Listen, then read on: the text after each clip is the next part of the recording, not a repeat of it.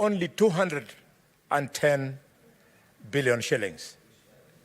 5 years later, it came to 302 billion shillings. And 5 years subsequently, it came to 370. Last year, you'll remember, Mr. Speaker, it grew up to 385.4 billion. And Senator Osotsi and Senator Sifuna, Mr. Speaker, I want to report them to this House. They have never missed a chance in Luyaland to go at my throat and say that I did not want more money to be brought. Mr. Speaker, I would have wanted more money to be brought last year, but last year was unique. We are all men and women of this country. We were coming out of the post-corona recession. Mr. Speaker, we had the problem of war and conflict in Ukraine. And Mr. Speaker, the so-called handshake government had mismanaged the national treasury. But now that, Mr. Speaker, things have come back to normal. The things have now come to normal, Mr. Speaker. You can see not only the two sides of this House, but even the two houses of Parliament are united in the need for us to take more money to counties. Mr. Speaker, I therefore want to use this opportunity to congratulate you, Speaker Wetangula, and the members of your houses for this great industry. Which brings me to my third point. My third point is that the Bible teaches us that to those whom more is given, more is expected. We have given the governors more money. And in the same bill of division, we have given the president more money. We would like the governors, 47 of them, to humble themselves. This is not their money, and open themselves up and submit themselves to oversight. Similarly, I want to appeal to the National Assembly, because we also left a fortune for the national government, to also step up their game. They should not be seen even for one day to be an appendage of the executive. The National Assembly must oversight the national executive. And for this to be possible, Mr. Speaker, there's been a bit of talk, tussle, and confusion over the oversight fund. This is the time for us to make sure that we not only operationalize the oversight fund, but we also address the concerns by the nominated members of Parliament. What is due to them, it be unlocked, Mr. Speaker, or President. It be unlocked, Mr. Speaker, so that our nominated members of this House can also play their constitutional role of oversight. I would like nominated members of this House to also be innovative. You should go and think on the structure of oversight that you want to conduct. When you ask the Senator of Nandi, you ask the Senator of Meru, what he wants to do in his oversight is very easy. Order, you learn how to debate. Mr. Speaker.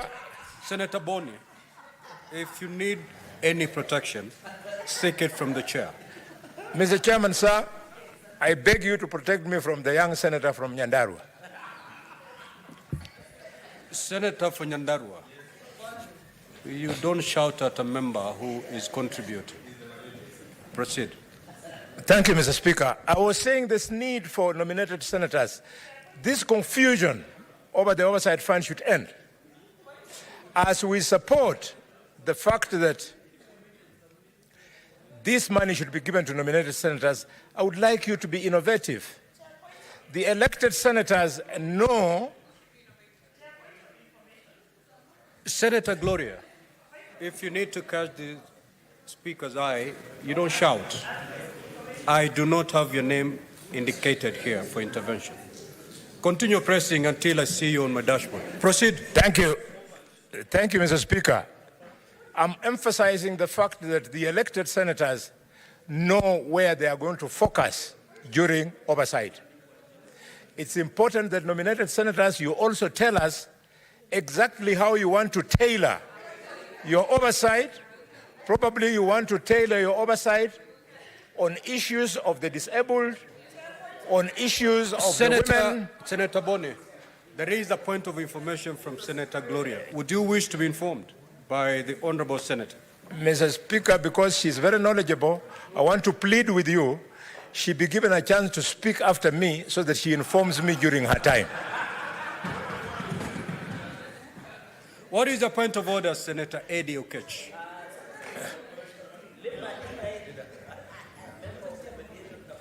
Mr. Speaker, I'm raising a point of order to restricting debates. Mr. Speaker, unless I did not hear the motion that was moved here, Mr. Speaker, the wonderful senator of Meru, a serious member of the Jurinjeke community, got up here and gave us a very wonderful report on the mediation that was done yesterday and through that we have worked hard for, which the senator for Kakamega was a member. He has been asked to second that motion. Mr. Speaker, where is the issue of oversight fund coming from in this motion, Mr. Speaker? We have got a lot of things to discuss to be able to enhance that functional element of vertical sharing of revenue, Mr. Speaker, that I thought that the government whip in the Senate would understand how important this airtime is to dispense on that issue. Can you help, Mr. Speaker, that you restrict him to be able to focus on the motion at hand and not put things that are not in this particular motion, Mr. Speaker? They are not relevant at all. It's not relevant to us. We can discuss it. It's important for some other time, but this motion is equally important. You should not buy time from it so that you discuss the other things that you have got with the women senators in the House. You can discuss those later. Thank you, Mr. Speaker. Senator Eddie, I waited to hear under what standing order you're raising your point of order. And having failed to cite the particular standing order, your point of order stands as a nullity. However, the senator for the senator for Kakamega, the rule of relevance is a rule that you're very much aware. And therefore, as you second this motion, abide by that rule. Proceed and conclude. Thank you, Mr. Speaker. Mr. Speaker, if the people of Migori will hear and record that the senator of Migori doesn't know the role of oversight on the money that we are taking to Migori, he'll be lucky if after 5 years they'll still be having confidence in him. Mr. Speaker, as we go to oversight, these billions of shillings that we are taking to counties, let us be serious. Because today, in a number of counties, governors have created an unlawful, unconstitutional office for their wives, which they call the office of the First Lady. I challenge members of this House and encourage you to go and read the advisory opinion by the respected former Attorney General, Professor Guido Migai, when he was asked to give his opinion on the relevance of the office of the First Lady of the President. If you read it, then you will understand why this Senate should never allow a budget for these offices of the First Lady, Mr. Speaker. Mr. Speaker, as we speak today, There's so much wastage going on across our 47 counties, and I want to end by referring our 47 governors to a young boy, a boy who doesn't have university education, a boy who joined the army in Burkina Faso, Captain Ibrahim Traoré. Captain Ibrahim Traoré, I don't support the unconstitutional means he used to change government, but he has taken the presidency of Burkina Faso, and instead of changing his cars, he has used that budget to buy tractors so that he can open up the agricultural sector of Burkina Faso. This aggrandizement that we are seeing governors involved in, if you see the kind of vehicles that fly around our counties, if only they could be patriotic, like His Excellency Captain Ibrahim Traoré, our counties would truly open up the agricultural potential. I support. Thank you very much, Mr. Speaker. Sorry, Mr. Speaker, I second. Honorable Senators, I now proceed to propose the question, which is that the Senate adopt the report of the Mediation Committee on the Division Revenue Bill, National Assembly Bills number 14 of 2024, laid on the table of the Senate on Wednesday, the 29th of May, 2024, and that pursuant to Article 113.2 of the Constitution and Standing Order 167.3 of the Senate, approve the mediated version of the bill. Yes, ML. Mr. Speaker, I rise pursuant to Standing Order number 111.1 to seek that we limit debate on this motion to 3 minutes and a maximum of 10 senators, 5 from each side. Now, Honorable Senators, there are two options we can use to arrive to a consensus.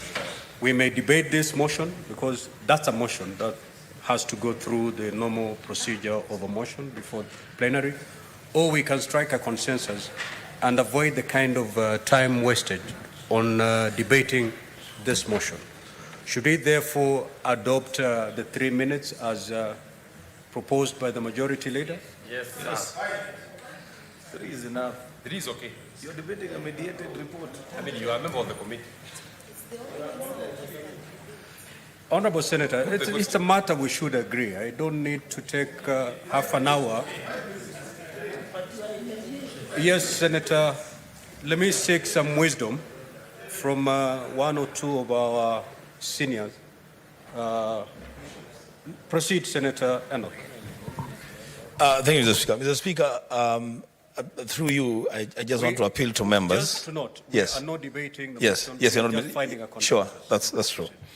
That members should remember that this is not a debate of the Division of Revenue Bill.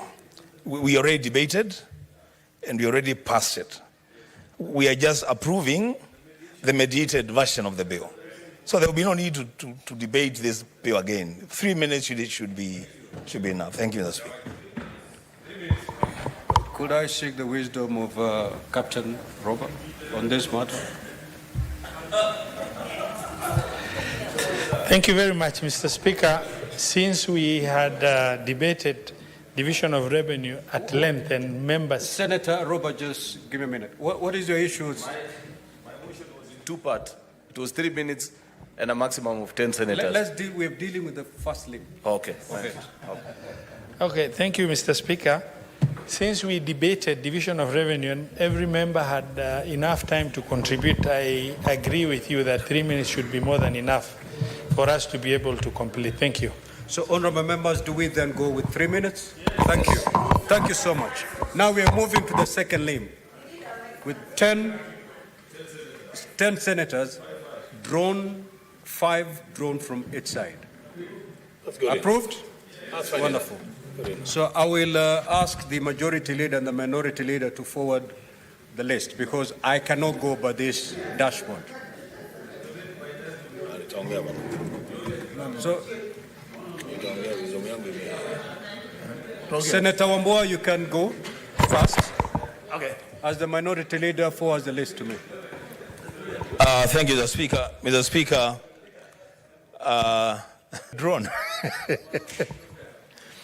So, Mr. Speaker, I want to thank the team really for arriving at a figure that is agreeable. Order, honorable senators. May Senator Wambua be heard in silence, please. Proceed, Senator. Thank you, Mr. Speaker. Mr. Speaker, I'm saying that I want to congratulate the team for doing a good job. But I also want to challenge members that going forward, so that we avoid these mediations on this bill, one of the things that we should do immediately come back from recess is to push forward the agenda of unbundling devolved functions. Once these functions, Mr. Speaker, are costed, and we know how much it's going to cost to roll out these devolved functions in our counties, it will become a lot more easier to use an empirical formula to arrive at a division of revenue. Mr. Speaker, I also want to take this opportunity to sound a warning to our governors, whatever they are, there are 47 of them, that it takes time, it takes resources, it takes intellect to push these amounts of money to the counties. When we come to do oversight on these funds, we do not want to hear governors crying that there is a witch hunt or they are being targeted for whatever reason. That the same house that has approved this amount of money to go to the counties, then we should have really the space to carry out proper and objective oversight on these funds. The Speaker, with those remarks, I support. Senator Mundigi. Asante Bwana Spika, yangu ni kuunga mkono kwa ile timu tulichagua iende ikatutetee. Tumeona walienda wakafanya kazi nzuri, ingawa hizo pesa haijatosha, lakini wakati huu tumekubali. Yangu ni kuomba akaunti 47 magavana waweze kufanya kazi, ni MPs kutoka leo wanjue kazi ya kuangalia vile gavana wanafanya kazi ni kazi ya maseneta, sio kazi ya MPs. Hiyo ingine ni kuunga mkono pia serikali iweze kutupa nguvu ya kupata pesa ambazo tutaweza kuangalia vile ukatuzi inafanya kazi masinani. Kwa hiyo Bwana Spika, naunga mkono, na wakati mwingine tunataka tuongezewe pesa iwe nyingi ndio ukatuzi iweze kuonekana katika masinani, kwa sababu tunajua mambo ya maji, mambo ya afya, mambo ya elimu na mambo ya kilimo ivai vile inavaa, kwa sababu tunajua hizo pesa pia inataka tuanjiri ambaye wale watu wataangalia mambo ya kilimo. Asante Bwana Spika, mimi naunga mkono na ni asante kwa wale watu walitutetea. Asante. Senator Osotsi.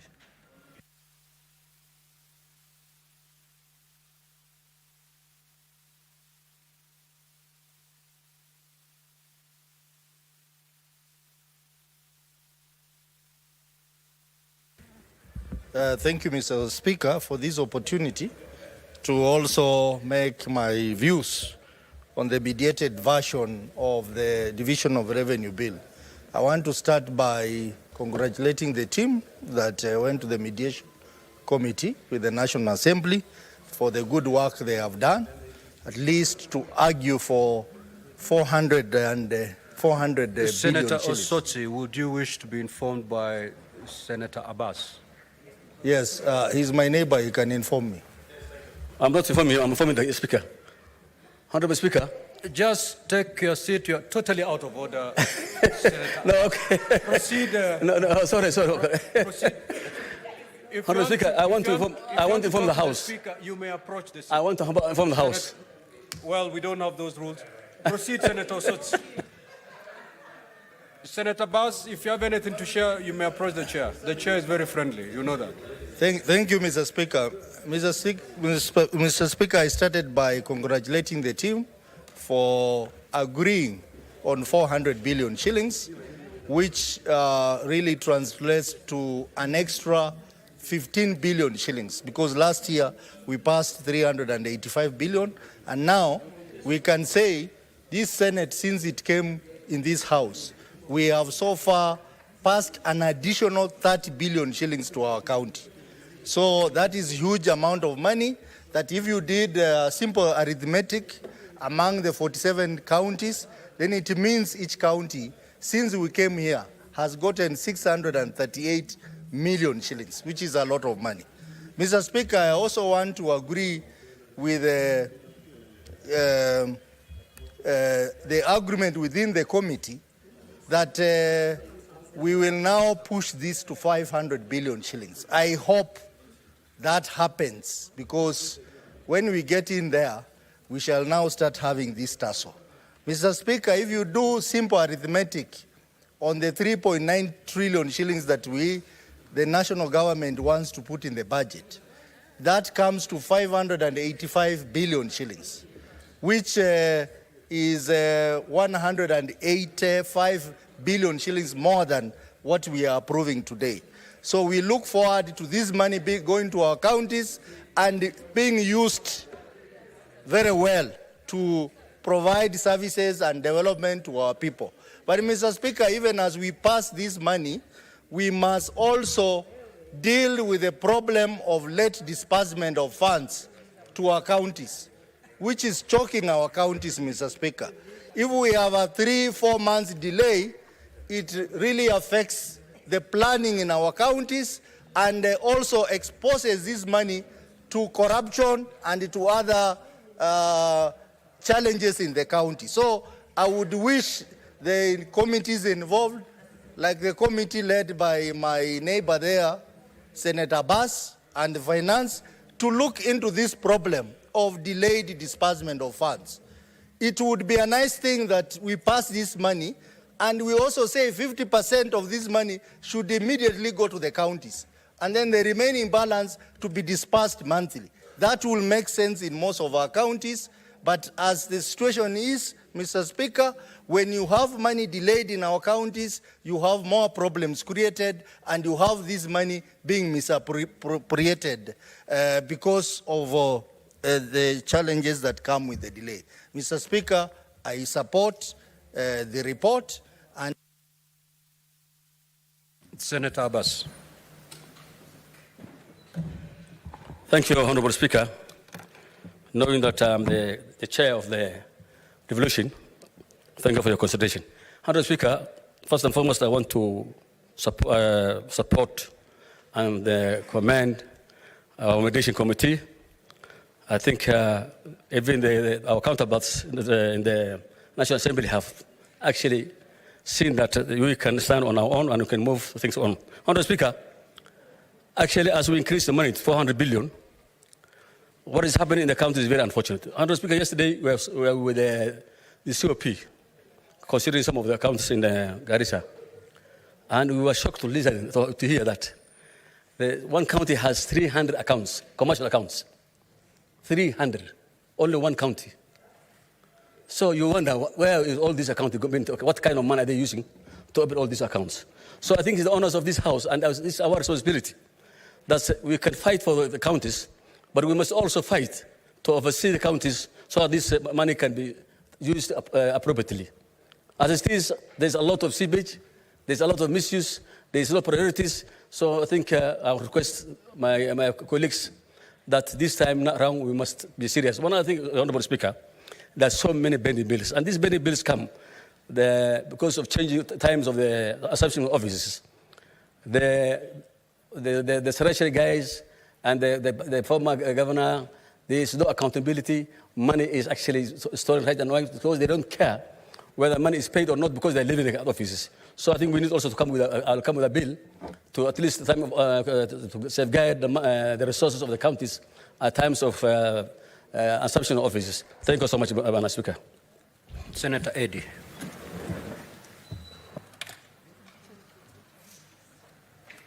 Mr. Speaker, within those 3 minutes, I just wanted to say thank you to the House for sending us to this mediation committee.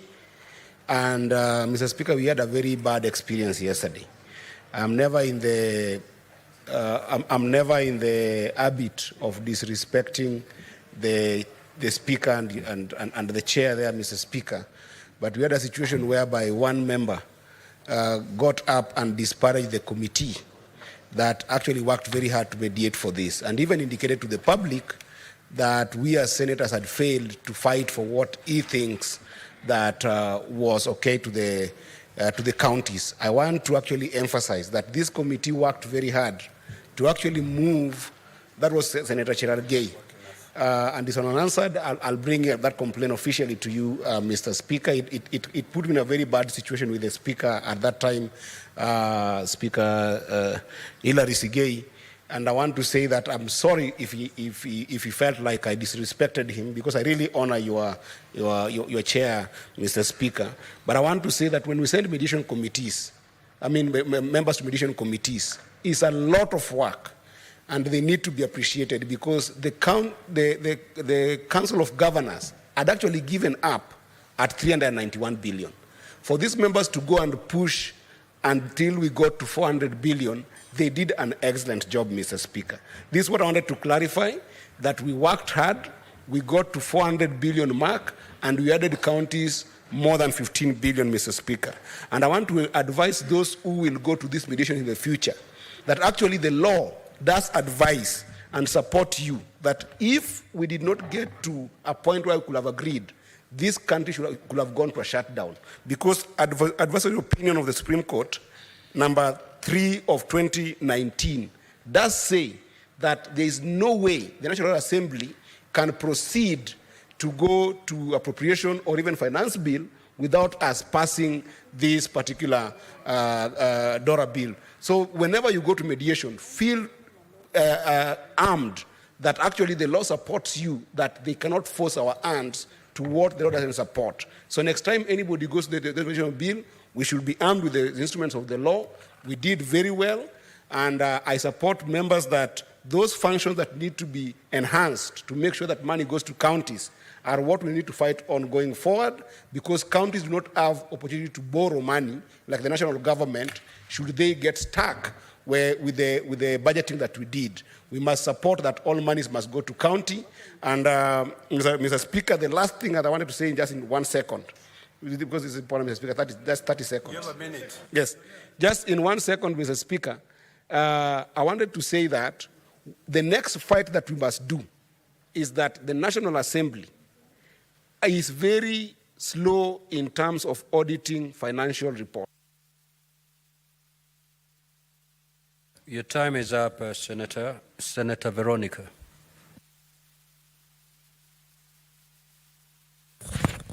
Thank you, Honorable Speaker. First of all, is to commend the team, the mediation team that has done this mediation, Honorable Speaker.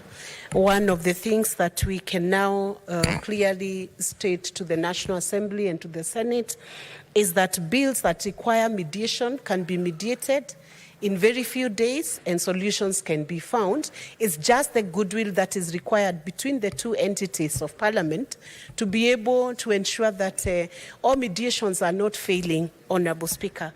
And when we look at the Division of Revenue Bill, Honourable Speaker, this is one bill that I would call it's technical, but it's also very procedural, because it's a bill that needs to be discussed now and again and during every financial year. So, Mr. Speaker, the trend that has been set now by this mediation team speaks to the fact that we should not be having hiccups, or we should not be having any roadblocks towards mediation and settlement of issues that are just obvious and issues that should be resolved. I know Senate was pushing for 415 billion, Honourable Speaker, and we have seen that at least we have an additional 15 billion to the projected estimate of 391 billion shillings that the National Assembly had projected in the Division of Revenue Bill. So the revised version shows that actually more resources can be committed to the counties.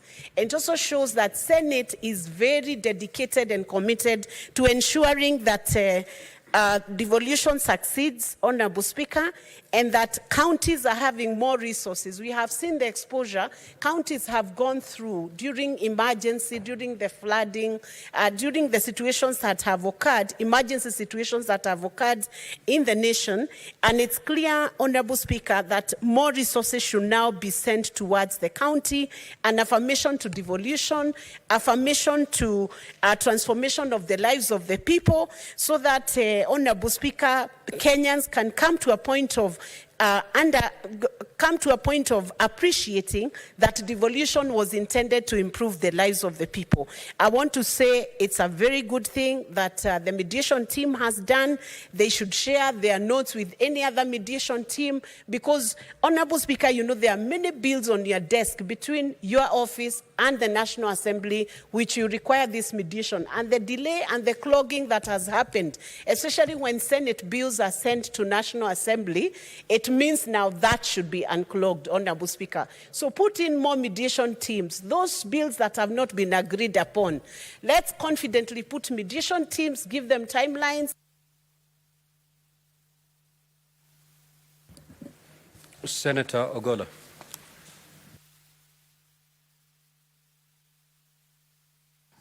Thank you, Honorable Speaker. Honorable Speaker, I rise to support the mediation committee's report and to congratulate them from the word go. Honorable Speaker, the committee has made the Senate proud because that is a major function of the Senate.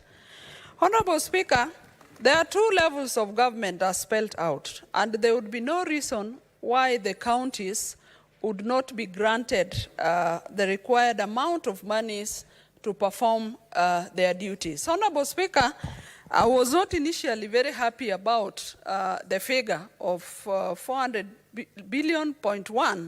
I intended to we go as a Senate with the 415 billion that was initially proposed in this House. And Honorable Speaker, it is because of the functions that the counties perform. In deciding which functions the counties were going to perform, Kenyans were very clear that they wanted key functions like health, water, lands, agriculture, and Honorable Speaker, to perform some of these functions to the expectations of our people require money. Honorable Speaker, just the other day, this country, we had serious issues of floods. And everywhere else, we saw all Kenyans asking for what governors were doing. So, Honorable Speaker, I support this, the negotiated amount, and we are only asking that more funds be channeled to counties in the future. Honorable Speaker, there's a lot of duplication of function. Take the function of health, Honorable Speaker. The primary health care is still, some of this primary health care function is still being held by the Ministry of Health at the headquarters. And yet this is primarily a function of county governments. If these funds that they are holding for primary health care activities are taken down, then Honorable Speaker will be getting more money to the counties. Honorable Speaker, look at the function of agriculture. We are here every day struggling about lack of extension officers at the counties because that would boost the production of food. And it would be a benefit to our people because there'll be more food production and there'll be more food at the counties. Honorable Speaker, I support the mediation committee, the figure that they've been able to achieve. Honorable Speaker, I support. Thank you. Senator Wakoli.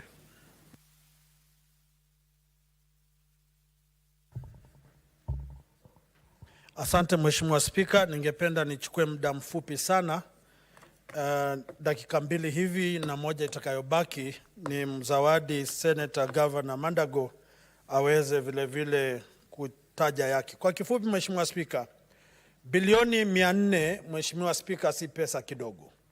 Mara nyingi tunapouliza maswali magavana wengine hupandwa na hasira na jazba na kupinga maseneta kufuatilia jinsi fedha hizi zinafanya kazi.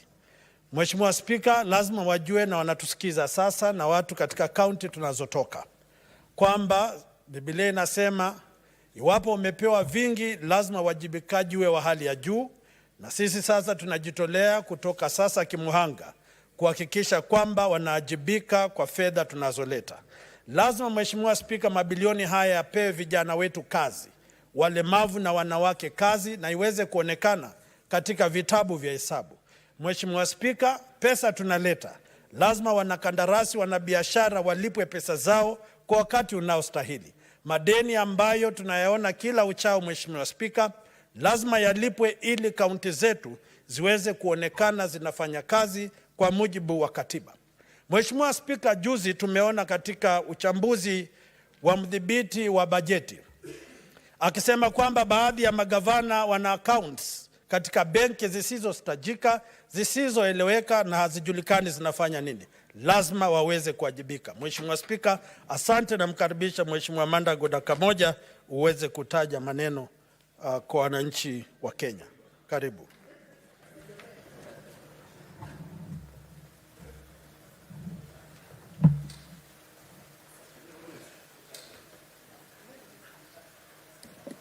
That 1 minute is almost gone. Okay. Asante sana Mheshimiwa Speaker. Honorable Speaker, I just wanted to agree with what Senator Eddie has said. As members of the mediation team, it is not that we as senators would not want to have as much resources going to counties, but we must be reasonable to the performance of the economy and the current state. But let me also say, Honorable Speaker, that because of the current situation where we have governors in particular counties who have refused to even honor summons to Senate, like the governor for Isiolo, Honorable Speaker, where we have no single mortuary in the entire county, and the people of Isiolo are suffering going to Meru and other neighboring counties. Honorable Speaker, I think some of these funds in future, even as we as Senate fight to have resources increased to go to counties, we may consider channeling those funds through conditional allocation, so that it can go to specific programs that can be felt by the public and that can uplift the economies of our counties. Finally, Honorable Speaker, let me say that it is imperative upon governors to ensure that they pay pending bills, verified pending bills that are in their counties. Governments are perpetual, and they cannot purport that since they were not there during that period, they cannot Senator pay. Thank you, Mandago, Honorable Speaker. Your minute is over. Senator Ledama. Thank you, Mr. Speaker. Mr. Speaker, let me begin by appreciating the work done by our colleagues. Although I do not support the report, I appreciate the work that they did. Mr. Speaker, I do not support this mediation report for the following reasons. Giving excuses that county governors are not using the money appropriately is not enough for the role that we play. Mr. Speaker, if you look at the 9 billion that we fought for, that eventually these county governments are going to be getting, that is peanuts, because the national government is notorious for coming up with projects that they want county governments to be able to fund. The projects are like these industrial parks, projects like community health workers, where the president just goes and tells governors, we will pay 50%, you need to come and pay 50%. Mr. Speaker, I completely disagree with the committee for having settled for an extra 9 billion.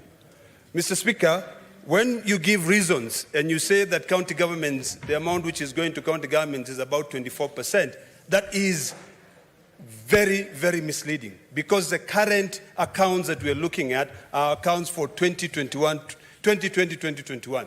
So absolutely, there's no way you can be able to argue that more money is going to counties. Mr. Speaker, if you look at all this IPPD, this payment system, they adjust automatically to inflation. Why is it that county government, the money that we send to county government, do not adjust automatically to inflation? So, Mr. Speaker, I think we need to be firmer.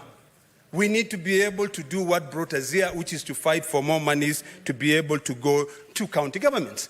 Mr. Speaker, we should not be in a rush to pass this because of Appropriations Act. I think it's about time that we study the decision by the Supreme Court and define different Appropriations Act. If you go to the United States, there are 12 Appropriations Act. There are those which are mandatory, that when Congress is unable to agree, there are those that must pass for certain services to proceed. Finally, Mr. Speaker, sir, because of time, the committee, and I want to thank Senator Eddy for having developed a formula of what is discretional and non-discretional. Mr. Speaker, if you look at the housing levy, you know, that is non-discretional.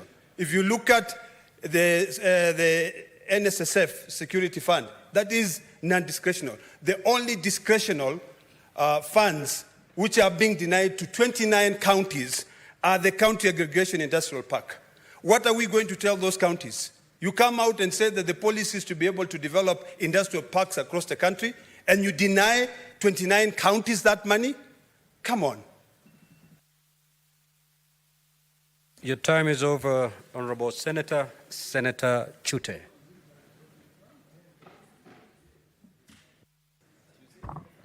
Asante sana Mheshimiwa Spika. Wacha nichukue nafasi hii nishukuru komiti ambaye mimi pia nilikuwako kwa kufanya kazi mzuri sana. Na upande hiyo ngine ya Parliament ya National Assembly kuhakikisha counties inapata pesa inahitajika. Mheshimiwa Spika, tulikuwa na bilioni 385 miaka iliyopita. Sisi kama komiti tumekaa masaa nyingi sana na tukakuja kukubaliana kwa pesa ambayo serikali pia inaweza kusaidia na counties, na tukakubaliana bilioni 400.1. Mheshimiwa Spika, ni mzuri watu ambayo wanajua, counties wajue Senate wana support ugatuzi. Tunataka Senate, county ipate pesa ambayo inahitajika ili maendeleo ifanyike. Nikisema hayo, Mheshimiwa Spika, shida tuko nayo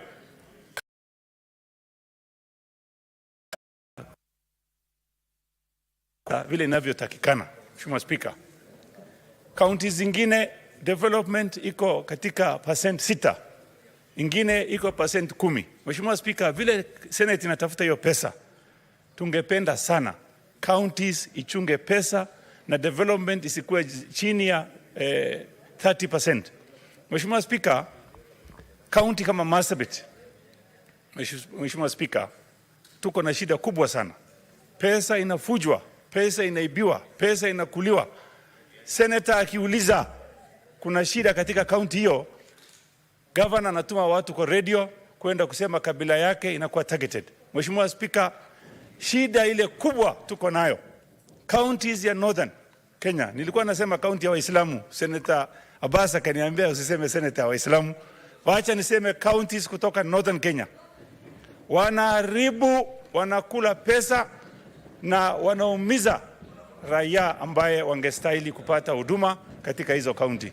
Mheshimiwa Spika, ningetaka Mheshimiwa Kindiki achunguze mambo inaendelea ndani ya Marsabit. Governor ya Marsabit anatuma wazee kwa radio. Wazee wanaenda wanasema kabila fulani wanakuwa targeted. Mheshimiwa Spika, hata unashangaa, si tunakaa masaa nyingi sana kutafuta pesa, counties wapate pesa. Pesa ikifika counties, wanakaa wanagawana kama family. Family hiyo, family hiyo, rafiki yangu hiyo. Futa hiyo pesa. Your time is up, Senator Chute. Well, Senator Lominen has no power to help you in this regard. So, may the mover proceed to reply.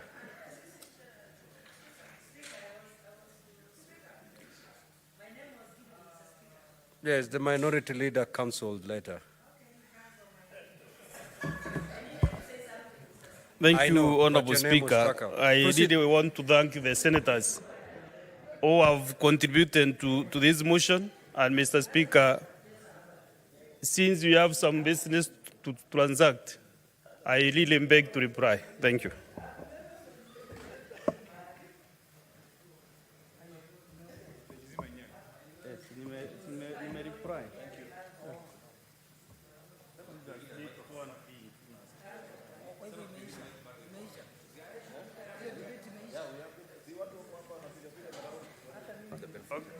Honorable Speaker, is it possible? They are asking me to continue talking. Is it possible? No. You have already moved.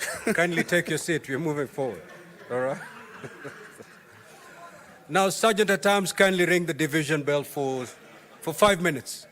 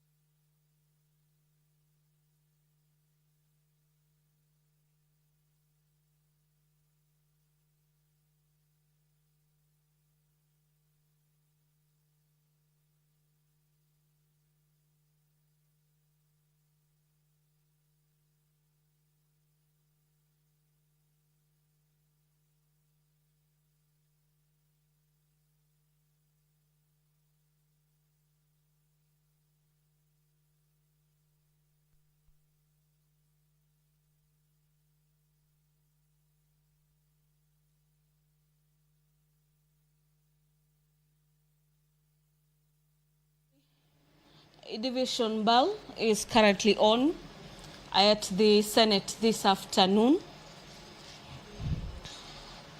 and this division bell has been occasioned by the fact that the House has concluded the debate on the report of the Mediation Committee on the division of Revenue Bill, National Assembly Bills number 14 of the year 2024. And at this particular juncture, upon the conclusion of the division bill, the House will be considering the Houses of Parliament Bicameral Relations Bill, Senate Bills number 44 of the year 2023, as well as the Gambling Control Bill, National Assembly Bills number 70 of the year 2023.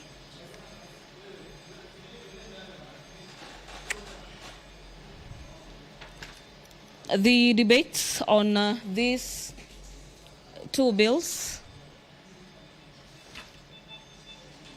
is already concluded upon, and what remains is for a vote to be taken by the House in regards to these particular bills.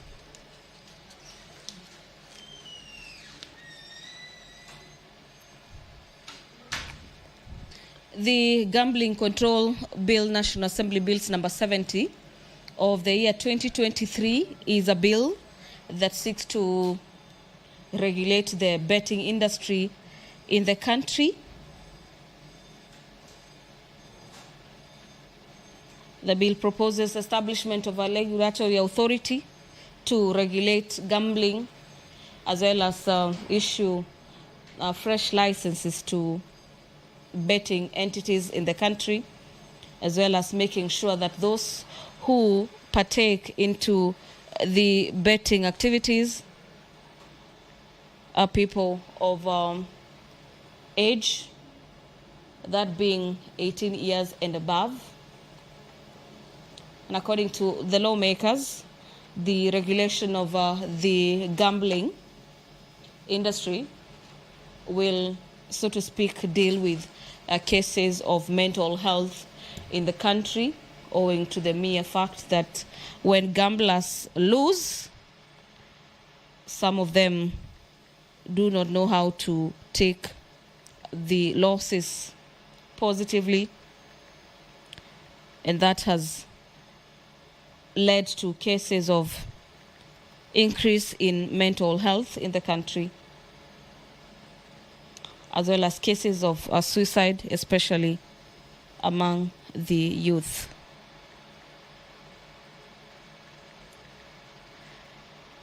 The other bill for division this afternoon is the Houses of Parliament Bicameral Relations National Assembly Bills number 44 of the year 2023. In the chamber this afternoon, the clerks are busy making sure that the House is properly curated, or in better terms, to ensure that the House has the numbers to undertake this particular vote this afternoon. And we will be waiting for that directive from the chair, or better, the speaker, this afternoon.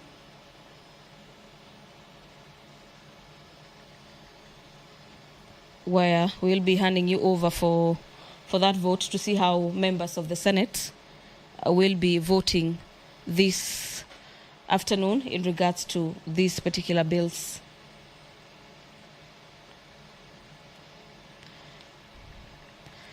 The Houses of Parliament is a bill that seeks to guide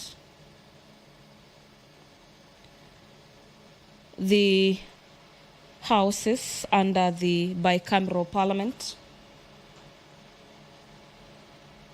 in regards to the powers of each house, as well as the functions of the National Assembly, as well as the Senate.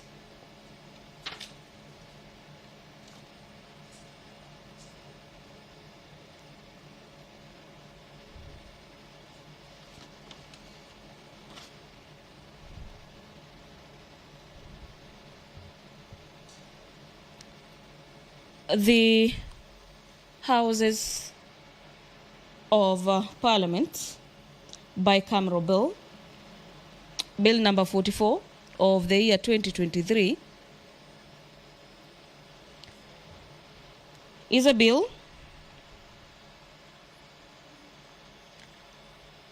that seeks to give effect to the procedures relating to matters of bicameral nature between the Houses of Parliament, that being the National Assembly as well as the Senate, as contemplated in Chapter 8 of the Constitution of Kenya.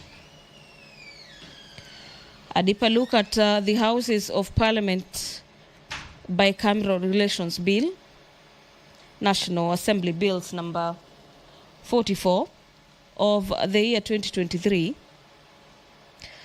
This particular bill seeks to give effect to Article 109, 110.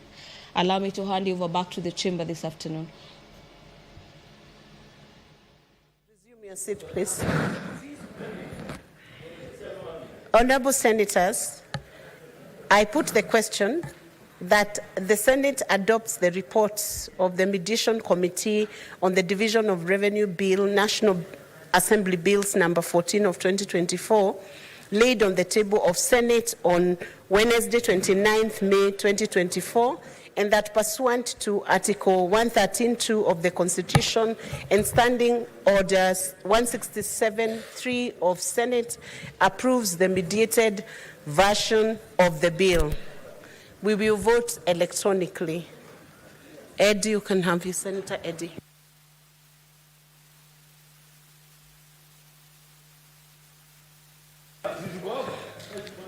Sergeant at Arms, check any card that is not attended to. Senators, withdraw your card and log back in. Log out and log back in.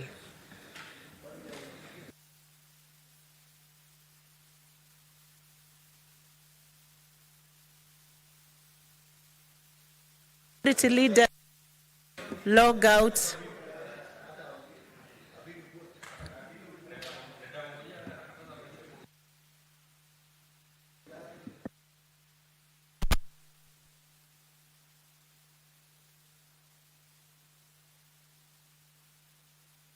Sergeant at Arms, can you take out all the unattended cards? Honorable Senators, we are proceeding to vote. Please proceed to vote.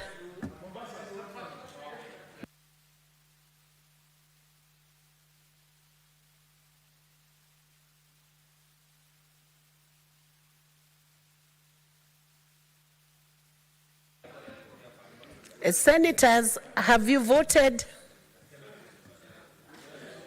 Senator Asige, I'm advised that you are voting for Mombasa delegation. They will bring to you a manual vote. Homa Bay is voting by delegation. Okay.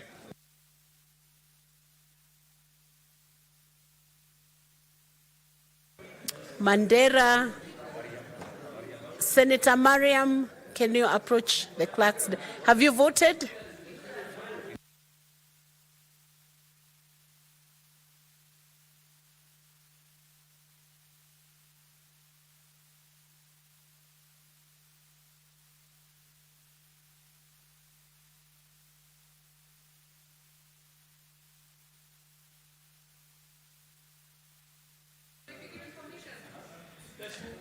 Yes, Senator Asige, you'll be assisted.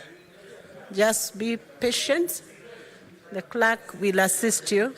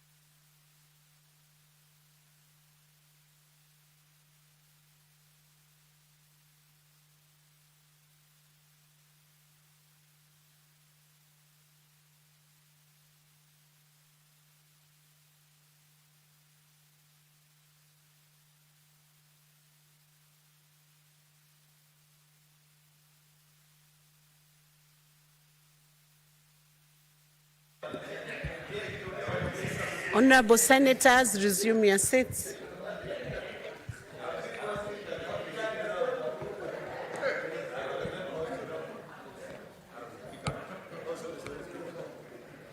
Honorable Senators, the results of the division are out. Abstentions. Order. Senator Romenen, you are out of order. Can you resume your seat? Resume your seat. Resume your seat. Honorable Senators, these are the results of the division. Abstention 0, nay 0, ayes 32. The ayes have it. For the convenience of the House, we reorganize the order paper and request the clerk to call order number 15.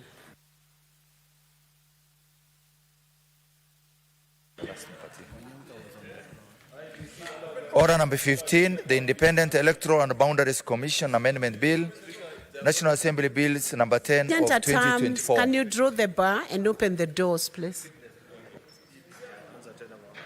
Order number 15, the Independent Electoral and Boundaries Commission Amendment Bill, National Assembly Bills number 10 of 2024. Second reading.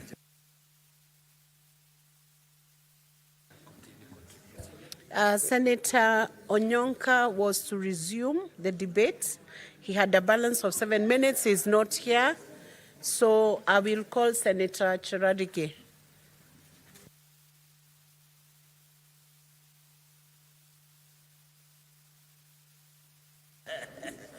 Thank you, Madam Speaker. Sorry for this opportunity. From the onset, I am saying that, Madam Speaker, the National Assembly's Bill number 10 of 2024, the Independent Electoral and Boundaries Commission Amendment Bill 2024, I will only support on the condition that we do amendments. This bill, I know, is part of the larger proposed bills by the NADCO, Madam Speaker, and it is unfortunate that it didn't come out as some of us expected. And you know, Mr. Speaker, Madam Speaker, you know, if they had allowed me to present my Solomonic wisdom in the NADCO process, Madam Speaker, we would have a better version. But now that it lacks some wisdom, I want to inject it briefly. So the Solomonico-Italel wisdom, Madam Speaker, and say a few things. One is that we should not be reactive to issues of elections and electoral laws. We have amended electoral laws until we have lost, Madam Speaker. You know, when we were growing up, Madam Speaker, for some of us who are at the bottom, you would wear a short until you get at, you are behind, Madam Speaker, two things like looks at torches. And your parents will do something on it, will patch it up. Some of us who grew up in village primary school, that shot would be patched up until you cannot get the color of the shot that initially was. This is what we have done to the electoral laws in this country. We always do it with the convenience of what we believe should be right. Madam Speaker, we should also avoid, we have all this country at ransom, Madam Speaker. For example, the people of Banisa in Wajir County, Madam Speaker, have not had an elected member of parliament after the death of their MP up to today, even in Tana River, Madam Speaker. An MCA, we have lost even, I think, in Kakamega, an MCA, we still have, Madam Speaker, a number of wards and constituencies that do not have elected leaders. And this, Madam Speaker, under the Constitution, it is, under the Constitution, Madam Speaker, it is denying them the right to representation. Madam Speaker, can you protect me from the Senator of Nakuru who is giggling? Senator Tabitha, can you just slow down the pace of that excitement? Madam Speaker, Senator Boni Halwale, it is in the interest of Senate proceedings that you resume your seat. Go back to your official seat. Madam Speaker, Senator Boni Halwale. Madam Speaker, if you listen how Senator of Nakuru is giggling and the history of Senator Boni Khalwale, you can imagine. And you know he has a track record of finding a special heart in women. So, Madam Speaker, let me start with the issue of audit under the introduction of clause number 24A.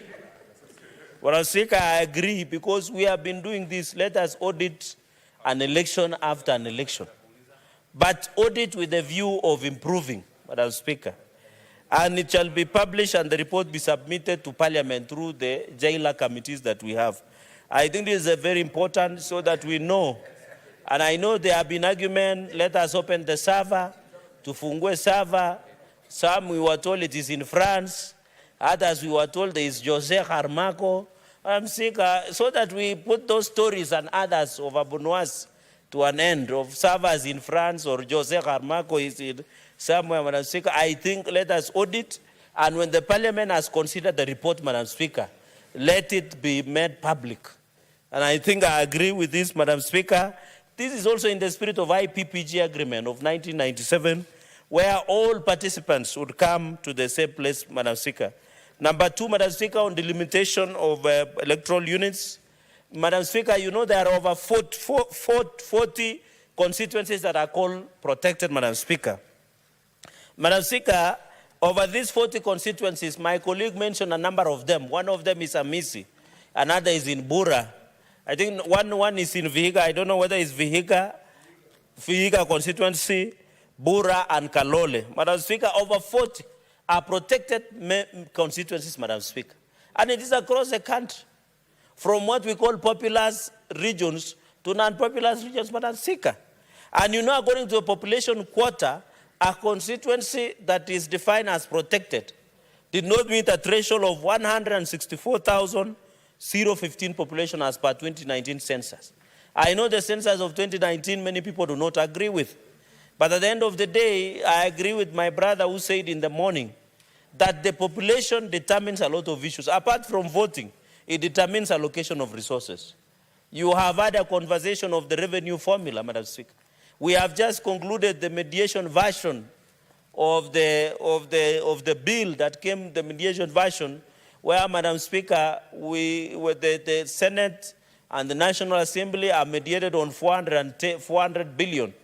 As opposed to 415 billion. I don't know who gave them the permission because we had mediated for 415 billion, but that is a story we'll write in our books, Madam Speaker. And Madam Speaker, on a lighter note, I saw COG saying they have negotiated. I don't know where governors are in negotiations and appropriation of budget, Madam Speaker. The same energy and machismo, Madam Speaker, the governors are saying they have negotiated for 400 billion plus. We are not seeing even where that money we are sending is going, Madam Speaker. We must see development. Because when you talk about electoral units, you talk about population. You are talking about votes. You are talking about resource allocation, Madam Speaker. And that is why, Madam Speaker, it is always a big problem that we want to do, Madam Speaker. Senator Chiradi, would you wish to be informed on revenue formula? Methu. On revenue formula? Nyandarua County.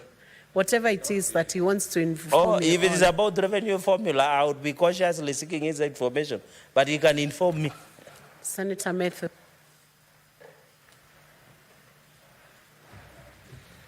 Thank you very much, Honorable Speaker. Just for the benefit of my Vice Chair, registrator that is very respected in this House, when he speaks about what governors have been saying, some governors or the Council of Governors was saying that they have negotiated. And so sadly then, we even saw some of them thank the National Assembly for being magnanimous in ensuring that they get more money. They should be arrived to the fact that the National Assembly had proposed and had passed that they get only 391. The only people who have proven that they are supporting and pushing more money to devolution is the Senate. It's not IBEC, it's not the National Assembly, it's not anybody else, it's not even the National Treasury. It is only the Senate that passed and fought and sought to have more money pushed to the counties, Honorable Speaker. Thank you, Senator Methu. Senator Chirodi. Madam Speaker, As the Bible says, as Jesus Christ grew in stature and wisdom, I am impressed and I'm always surprised with the wisdom of the young senator as he grows in this house, Madam Speaker. And I'm happy that the information he has given is very up to the point, Madam Speaker. So I wouldn't add anything because I find it useful and Solomonic. But what we are demanding, Madam Speaker, because we are discussing about population, let the value of money of you and me, we want when we go to Muranga, we see the value of the money that we gave to the governor and county government. Same to Nandi, same to Kitui. I know Kitui, the senator has been really struggling to ensure the people of Canton Zweni, Kitui, all those places, Madam Speaker, get value for the money that they get, Madam Speaker, and we wish him well in his quest to become the governor. And I'm happy he's in good books with his party leader. Madam Speaker, number two, the issue, another challenge, what I see with this bill, is where National Assembly has become selfish. Everything they wanted to do, they have just indicated National Assembly. The issue of electoral units, wards, are in counties. Constituencies are in counties. So when they want to exclude the Senate, when they are doing these processes, Madam Speaker, it's very unfortunate. And in fact, they say, the new clause 24B, they have said, the National Assembly shall, within 14 days of tabling of the report, revise preliminary report, consider the report and forward its recommendation to the Commission. Where is the role of, under Article 93, Madam Speaker, Parliament has been defined as both the Senate and the National Assembly. So why would you be, and you know, I want to agree with Senator Medhu. It is the biggest threat to the progress of Parliament and the Republic of Kenya is National Assembly. Because if they are not undermining devolution, they want to digitalize the Senate. The other day, and governors must get this right, it is National Assembly who proposed 391 billion. It is Senate who said, let's give 415 billion. In fact, it is us who have pushed National Assembly and the mediated teams that went there to 400 billion, Madam Speaker. So when it comes also to legislation, they want to legislate the Senate out. But we are telling them that we are going nowhere. In fact, Madam Speaker, if today you are due census, there was a guy called Steadman, opinion poll, who used to put the party leader of my brother, Bishop Wambua, as the top. I don't know where that gentleman went. If you are to do Steadman opinion poll today, and to say, can you scrap National Assembly or the Senate? Kenyans will scrap National Assembly because they are continue to embarrass all of us in Parliament, Madam Speaker. And therefore, we cannot allow them to legislate us out of our work that we are elected under the Constitution, Madam Speaker. Number 4, Madam Speaker, on the issue of selection of panel. So, Madam Speaker, on the issue of protected constituencies, I expected the NADCO. And that is why I want to thank Senator Wambua, because at least he appeared before NADCO. Myself, I was denied to appear before NADCO because I wanted to tell the NADCO to ensure the 40 constituencies, including ones in Vihiga County, must be protected. What happens if we pass the law? Where will the 40 constituencies go? I know Senator Mungatana has a protected constituency in these counties. I know in Northeastern, Madam Speaker. Where is the NADCO? And I wanted to be NADCO members in the House. Unfortunately, I can't see some of them. Where is the 40, who is the NADCO member? No, he was in the other one, before the real boys went in. Yeah, before the real boys went in. Madam Speaker, by partisan, Madam Speaker, the 40 protected constituencies in NADCO report, and you are a senior lawyer in this country. If we pass this bill, and that is why we must amend, what is the fate of 40 constituencies that have a right to be represented, Madam Speaker? People are crappling for more counties, like Kuria, Migori, they want a county. You go to Bungoma, they want a county. You go to Kitui, they want another county. If we are going to scrap off 40 protected constituencies, it will be unfair, and we want to tell the NADCO, the people who did this report, that they did a lot of disservice to this country. And I don't fear to contradict myself, Madam Speaker. You know me very well. You know me, Madam Speaker. And you saw me over the weekend. You know me very well. Madam Speaker, the one on the selection panel, the one on commissioners, number 5. We have now increased from 7 to 9 the selection panel, Madam Speaker. In this selection panel, I have seen that PSC, I agree with my brother Senator Utsosi in the morning about the PSC. Madam Speaker, we are being selfish because you are saying PSC itself does not even have capacity to run parliament. How can they be part of giving people to be part of selection panel, Madam Speaker? How can they be? They could not even defend our budget. Committees are almost collapsing, Madam Speaker. You are the chair of liaison, lamenting. How can parliament be the house of lamentations? The only lamentation we know is in the Bible. For us who are Christians, Madam Speaker, there is called a book of lamentation. Yani vitabu ya malilio. I don't know what you say in Kiswahili, Madam Speaker. So, maombolesi, let me borrow with your indulgence, Madam Speaker. PSC itself cannot run parliament. How can they have the wisdom to give selection panel? We should allow politicians to do their job. Let us retain on the selection panel, Madam Speaker, be made, Madam Speaker, with this. For example, Madam Speaker, when you go to Bunge Towers, you wait for over 30 minutes to board a lift up to 25th floor. There is no network of your phone, Madam Speaker. Even the integrated security system is porous. If they cannot manage our security system within Parliament and within even a lift, to manage a lift to go from ground floor to 25th floor where there is no network, what can you tell us, Madam Speaker? So this one, I don't know the wisdom, but I will bring an amendment so that the minority and majority parties, and also because you have sat in decision-making of a ruling political party, also these briefcase parties, they must be stopped. I agree they must be stopped, Madam Speaker. We have over 80 political parties. People are walking around with briefcase.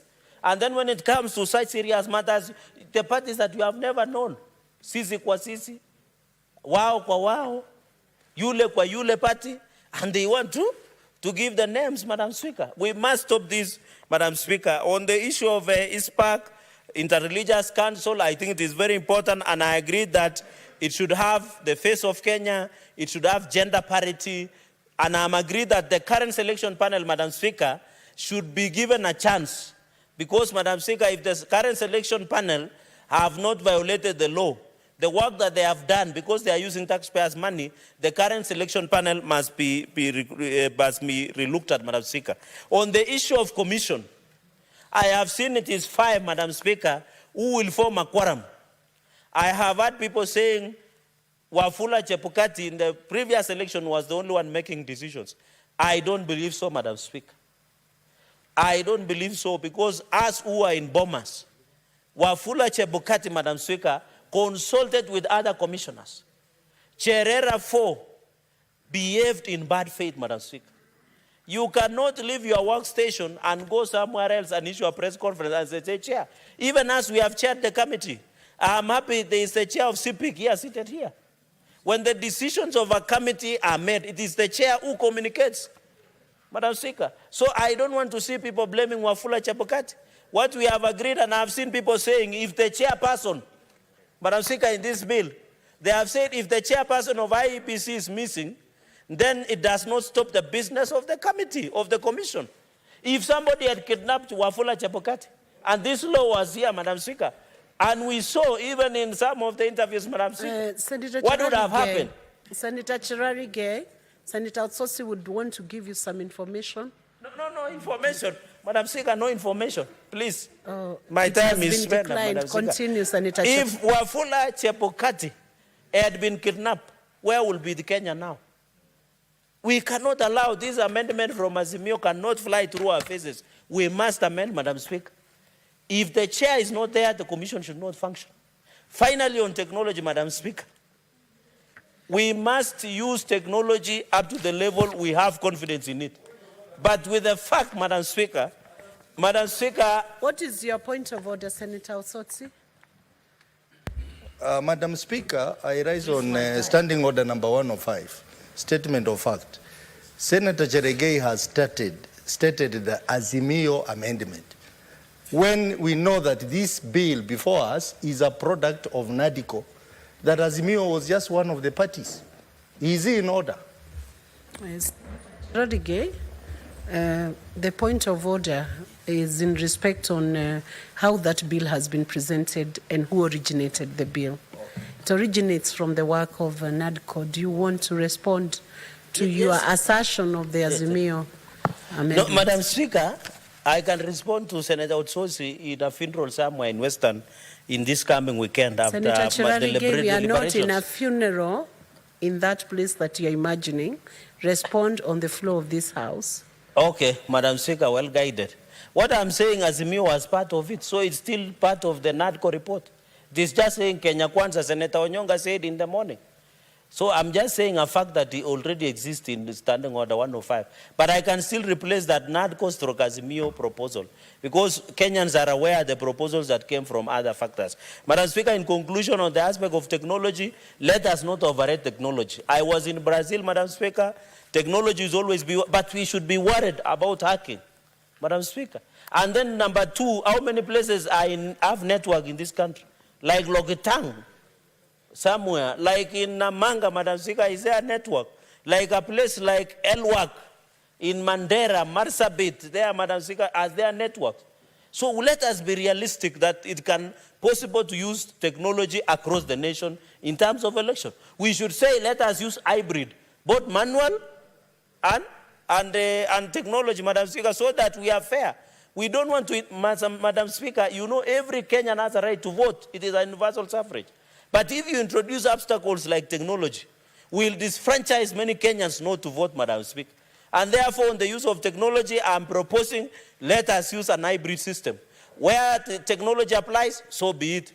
Where the manual applies, so be it, Madam Speaker, so that we protect the integrity of elections, Madam Speaker. But I hope this will be the last amendment on election laws. We have amended, Madam Speaker, these election laws until it has lost value, Madam Speaker. We don't know even the origin of the first law in 2011, after the promulgation of Constitution of 2010. Madam Speaker, I will only support this amendment with an amendment. But as it is, I reject. I thank you, Madam Speaker.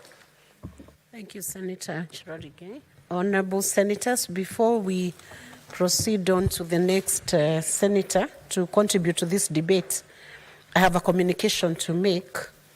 Having reviewed the results of the division and Order 9 on the report of the Mediation Committee in the Division of Revenue Bill, National Bills number 14 of 2024, and due to technical system error, the results of the division was the ayes had 31, not 32, the nays 0, abstention 0, and this error we have checked and is being corrected under Standing Order 90, where if after an electronic or a roll call vote has been made, it's discovered that the number has been inaccurately reported or that an error has occurred in the names of the division list, that fact shall be reported to the Senate and the Speaker shall direct that the necessary corrections be made.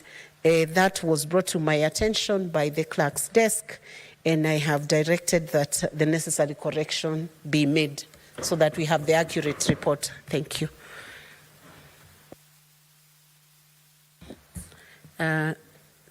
Senator Oburu Oginga.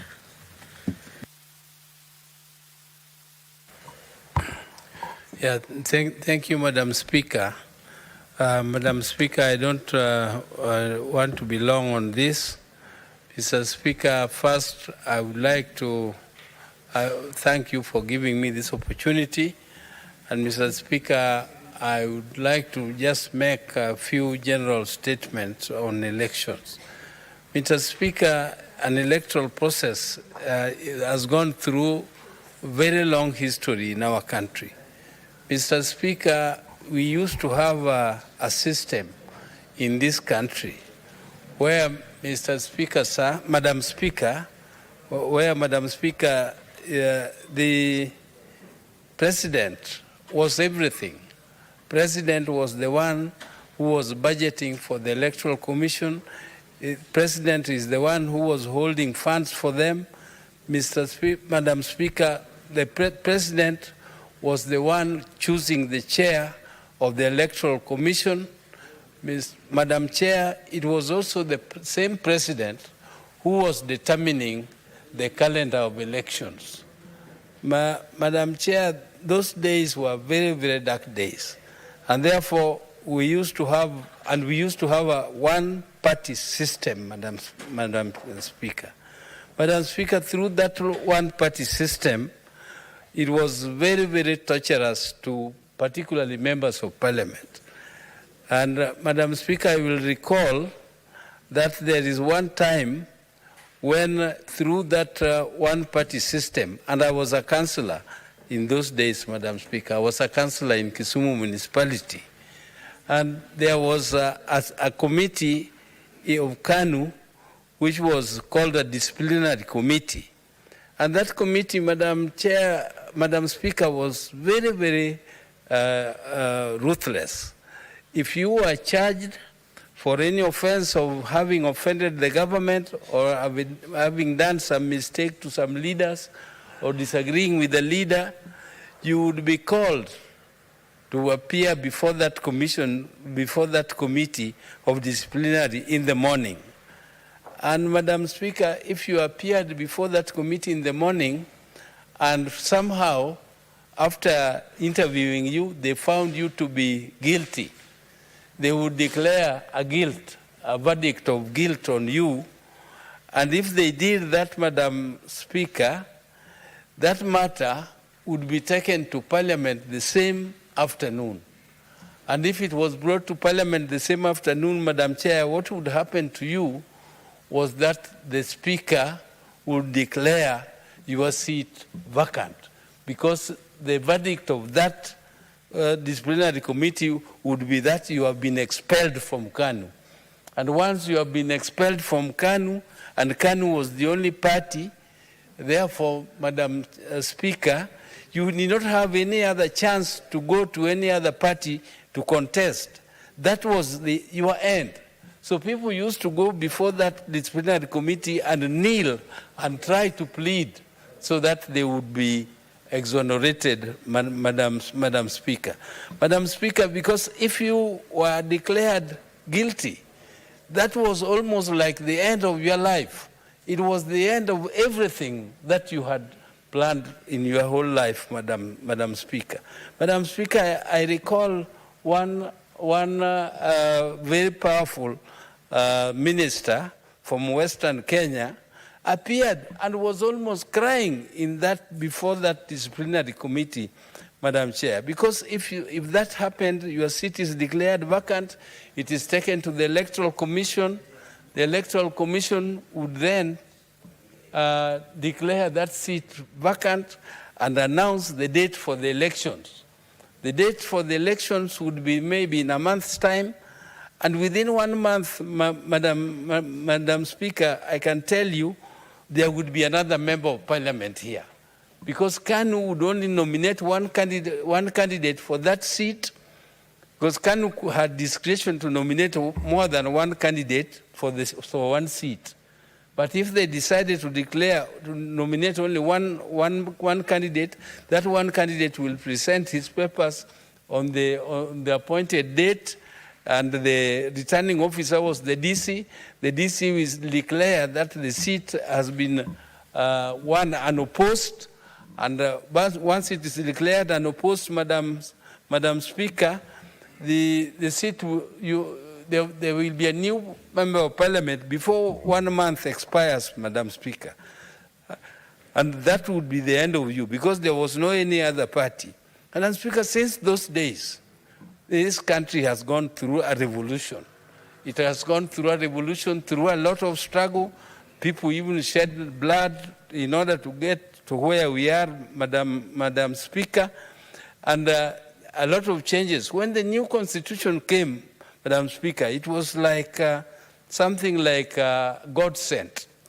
It was God sent because now those dates, those election dates, which the president used to tell us. I was in this parliament, Madam Speaker, when the president used to tell us that the date of election will be announced by him. It is a secret weapon. It is a secret weapon which he could use to, to deal with the opposition, whoever was trying to bring whatever issues. So, Madam Speaker, those days are long gone. We are now discussing a whole bill which now gives details, even a select committee to select the chairman of the Electoral Commission.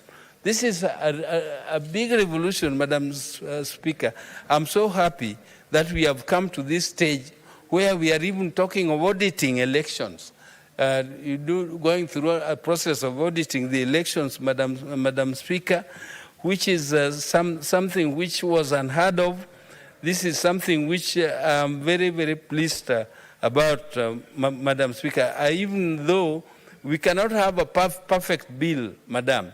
The NADCO team sat, they went through the whole electoral process, they found out the weaknesses, they identified those weaknesses, and they tried their best to do improvements on them. I can see that we still have some of us who are still having some ideas on the improvements they still want to do on amendments, which is their right as per our constitution. They have a right to do amendments, but Madam Speaker, I hope that the amendments which will be made at the committee stage will not be those amendments which will dilute this bill and take us back again to some dictatorial regimes where we are going to go back again to some powers deciding who is going to be our chairman of the Electoral Commission, who is going to be the commissioners, and so on. Because now details have been made on how a selection committee will be selected, and I hope, Madam Speaker, that these improvements which have been suggested here will be for the good, and we shall never have a situation where we go back again to the situation of 2007 where people start fighting again. Senator Oburu, would you like to be informed by Senator Mungatana? Yes. Okay. Senator Mungatana. Madam Mungatana can.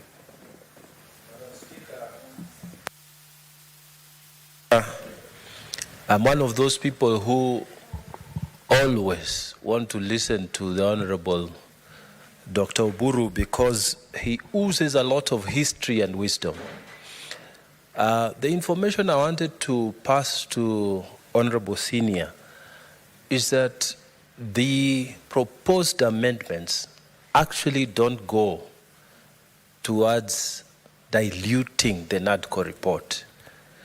The proposed amendment, Honorable Senior, they go towards making sure that any moves that are going to come, reports that are going to come, will come to both the National Assembly and the Senate. Because as it is, if you read the bill, we are legislating ourselves out of work, and we cannot allow that. So it is just the definitional aspects and the improvement on how we handle issues that are arising around those issues. For example, on the question of auditing, not auditing, but the question of limiting the boundaries delimitation. Imagine the way that law has come. It has excluded the Senate. They are reporting to National Assembly without us. So the JLAC have been able to pick up some of those things. And I wanted to persuade you, Honorable Senior, that you support those amendments. They are good for the Senate. I thank you, Mr. Speaker. You can resume, Senator Oburu. I appreciate the information given to me by my colleague with whom we have been friends for a long time here in this parliament. I appreciate the amendments, and I'm not saying I'm going to oppose the amendments as such, particularly when he mentions something which I'm concerned about, that the delimitation or the delineation of the boundaries will be taken to the National Assembly and then back to the committee or to the Commission without coming to the Senate. Madam Speaker, I don't support that provision in the bill, or in the NADCO bill, Madam, and I hope that expanding it to include the Senate will enrich rather than dilute the bill. And Madam Speaker, I appreciate that there are quite a number of amendments which are being proposed are good, but I didn't like some of them which were being proposed by Senator Cherargei, which I thought were actually retrogressive, taking us back.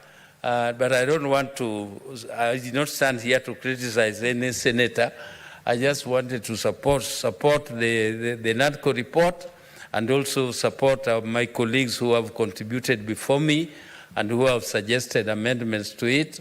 And Mr. Speaker, Madam Speaker, I support. Thank you. Thank you, Senator. Senator Mudigi Alexander Munyi.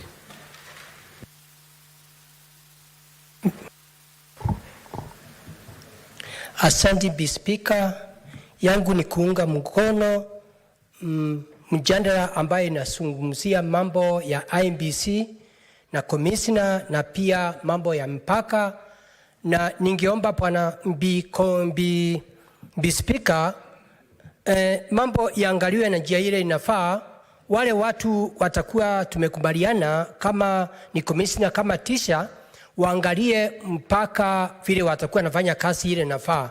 Kwa sababu Bi Speaker, nakumbuka wakati tulishauriwa kulikuwa na shinda ya malipo ya wale watu magari na wale walikuwa wamepatiwa kazi kandarasi ya kupepa wale watu walikuwa naenda kuangalia mambo ya kura. Na mpaka leo unakuta kaunti nyingi watu wengi wa kupata zile pesa. Hata nakumbuka tulikaa kama mwaka moja nikuja nikasoma hiyo statement hapa na watu wengine wakaendelea kulipwa. Bi Speaker, hii mambo inafaa iangaliwe na njia ile inafaa, kwa sababu nakumbuka tulikuja hapa tuletwa na mwananchi, na siku hizi mambo mingi tumekubaliana iende mpaka masinani. Unakuta mambo ya serikali ya Kenya Kwanza inasema mambo kama ni kilimo iende masinani, kama ni mambo ya afya iende masinani, kila kitu yote imepelekwa kwa mwananchi. Na ndio naona siku hizi tunakaa hapa tukiongea mambo ya ukatusi. Na ndio naunga mkono pia mambo mengi inaonekana ni kama inaangaliwa na MP, lakini ningeomba pia wale watu wanajua mambo ya county ni governor na pia na senator, kwa sababu kila kitu yote hata mashamba iko katika county zetu.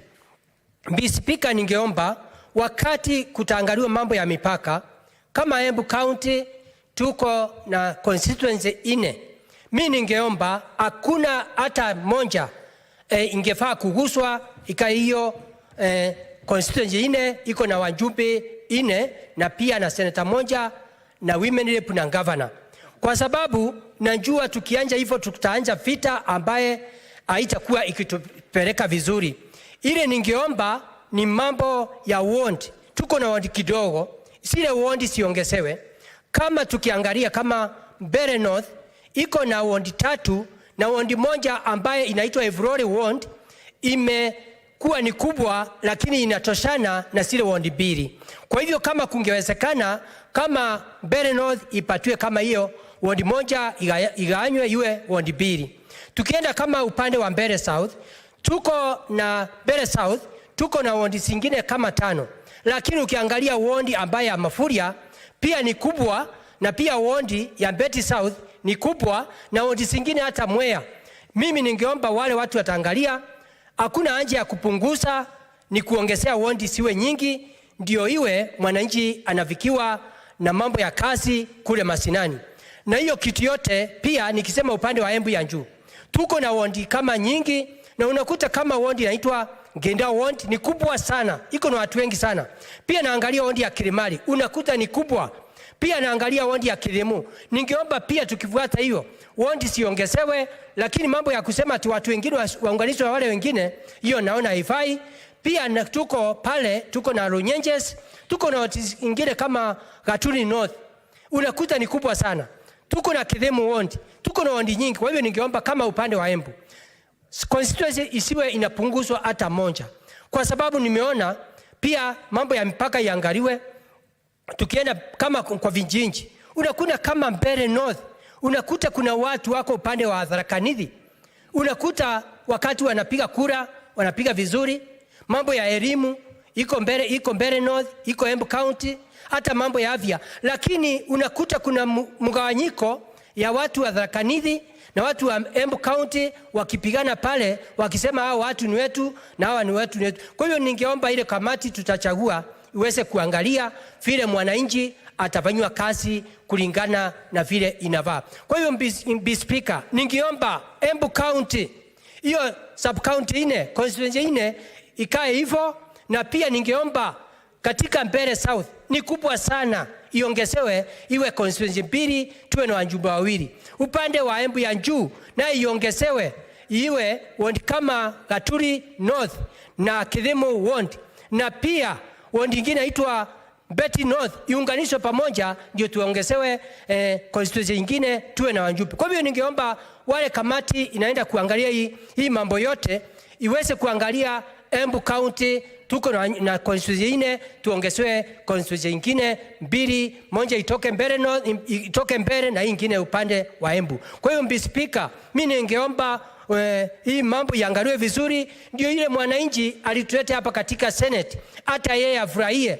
Na tunajua wakati hiyo kazi itafanyika, utakuta mambo itakuwa ni mzuri, kwa sababu tunafaa mwananchi aweze kuhudumiwa kulingana na njia ile inafaa. Na ndio mara mingi sisi tumekuwa tukipigania ukatusi, ndio magavana wapatiwe pesa ile inafaa, ndio iweze kwenda masinani. Na wakati tuongezewa ward na constituency, pia tunajua hiyo itatusaidia national government kupeleka pesa kule masinani, ndio mwananchi yule ametuleta hapa ndio aweze kuhudumiwa na njia ile inafaa, katika upande wa kilimo, upande wa afya na upande wa elimu na mambo zingine. Kwa hivyo Mr. Speaker, naunga mkono, lakini mpaka kuna mahali inafaa iangaliwe. Kwa hivyo Mr. Speaker, mimi nikiwa senator wa Embu County naunga mkono ati ile constituency 4 hakuna mmoja inafaa iguswe, naunga mkono iongezewe kama 2, na pia ward siongezewe, ndio tuwe na ward nyingi, ndio mwananchi aweze kufanywa kazi. Kwa hivyo Mr. Speaker, mimi nikiwa senator wa Embu County naunga mkono, lakini iwe na marekebisho, inafaa irekebishwe.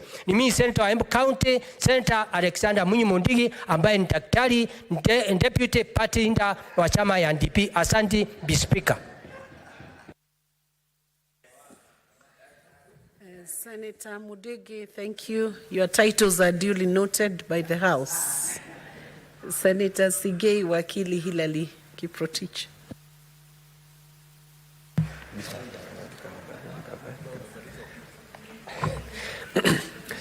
Thank you, Madam Speaker. I want to support this very important bill.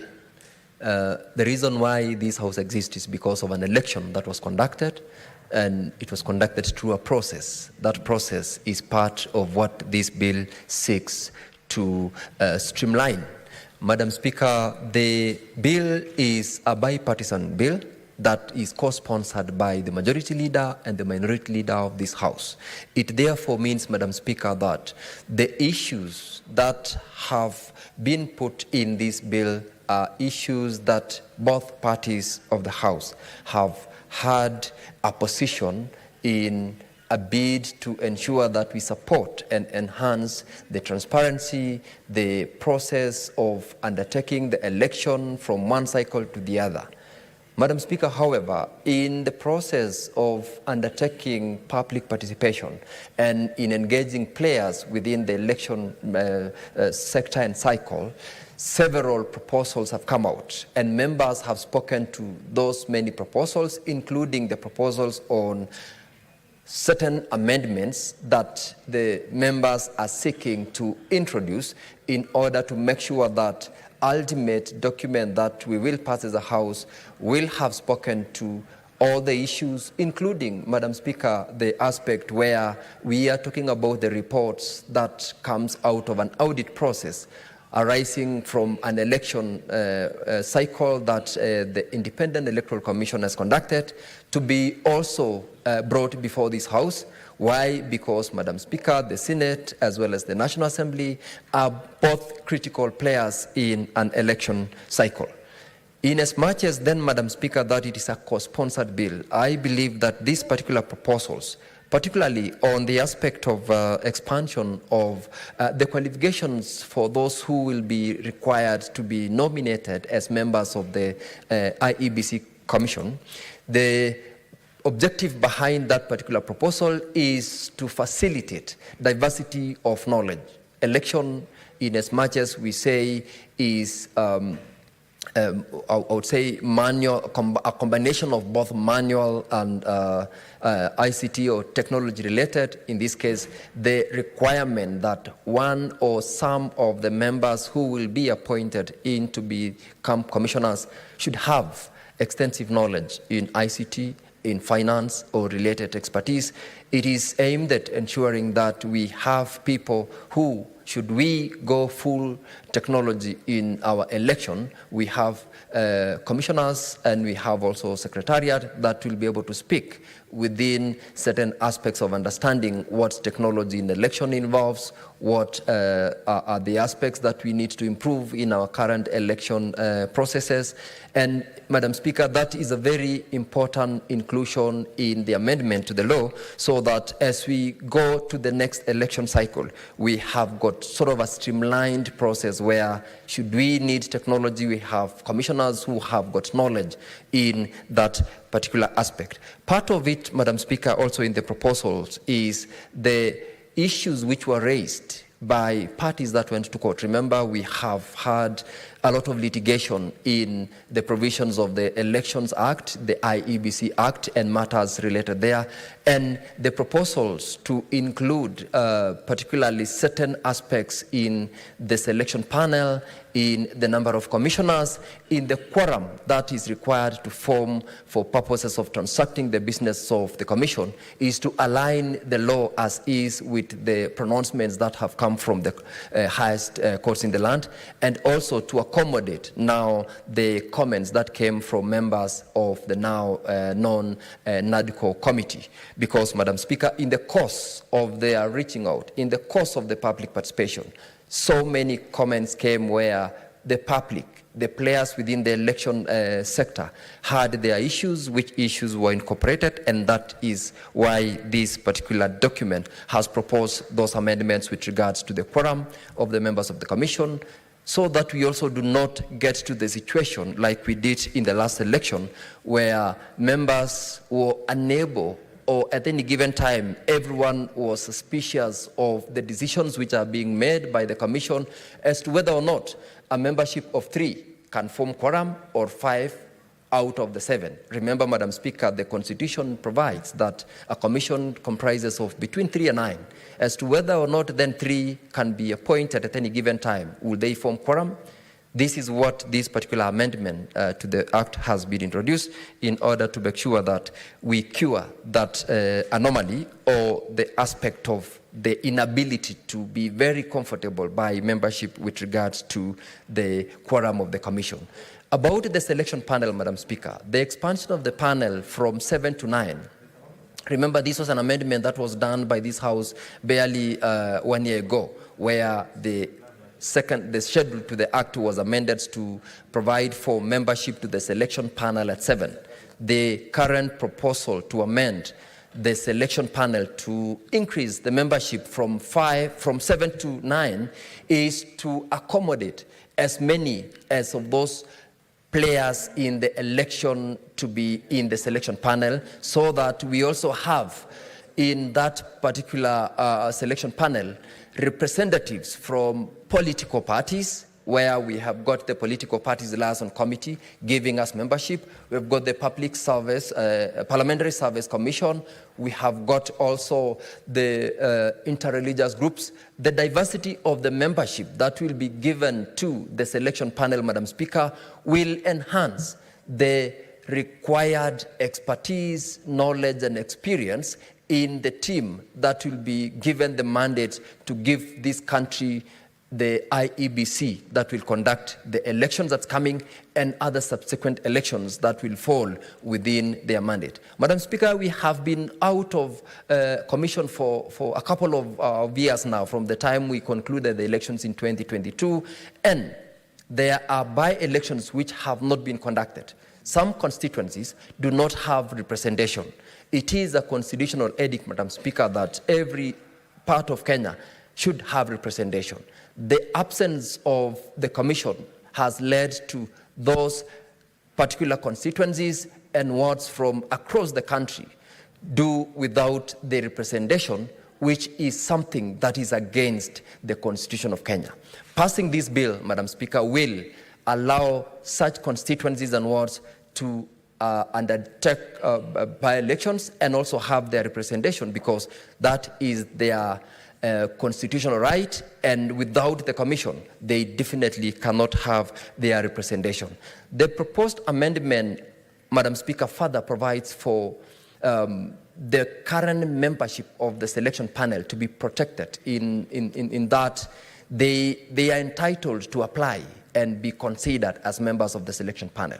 You are aware that immediately when the current selection panel that is in place was appointed and was sworn in, they embarked on advertising for the position of commissioners to the IEBC. They have done certain processes, which processes, of course, were technically frozen by the developments that came when NADCO committee was set up, starting with the bipartisan team and then thereafter the NADCO committee. So this particular group has been given an opportunity to equally participate in application to be members and also to participate if they were to be successful in being selected in the selection panel for the next team of commissioners to the IEBC.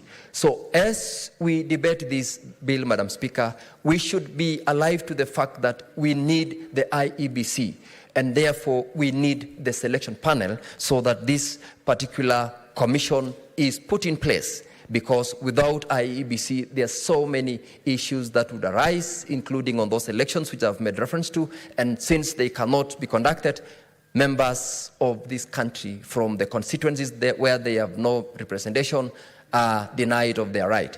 And Madam Speaker, as I conclude, with regards to the proposal to submit the audit report of an election to Parliament by the IEBC, that is one of the very important roles that the Commission will be expected to conduct.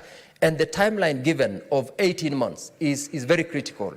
It is critical, Madam Speaker, because in the process of undertaking their audit, the Commission will be able to identify mistakes which they could have been committed in the course of the election. They will be able to know what corrections needs to be done, and submitting it to Parliament within 18 months of a general election, Madam Speaker, will give room to Parliament to process relevant legislative changes or amendments to the present law, so that as we approach the next cycle of election, if there were mistakes which were committed, if there were certain missing links within the law, then the Parliament will be able to do the right thing by correcting or amending the law.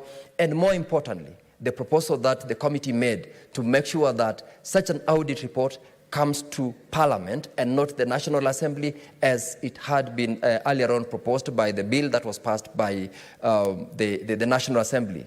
And the reason behind that particular proposed amendment, Madam Speaker, is that if we are talking about any audit of an election process, Senate is part and parcel of an election sector or department, because members of this House have been brought to this House by an election process. Excluding them, Madam Speaker, therefore, would have been an injustice to the Senate and would have been actually derogating from the constitutional provision of the recognition of the House of Senate in the Constitution. Similarly, if it's about delimitation of boundaries, if we are delimiting boundaries, including wards at the lowest level, the Senate must be involved. And that is the wisdom the committee felt it is appropriate that each reference to National Assembly be replaced by reference to Parliament, so that both houses at any given time when it comes to matters election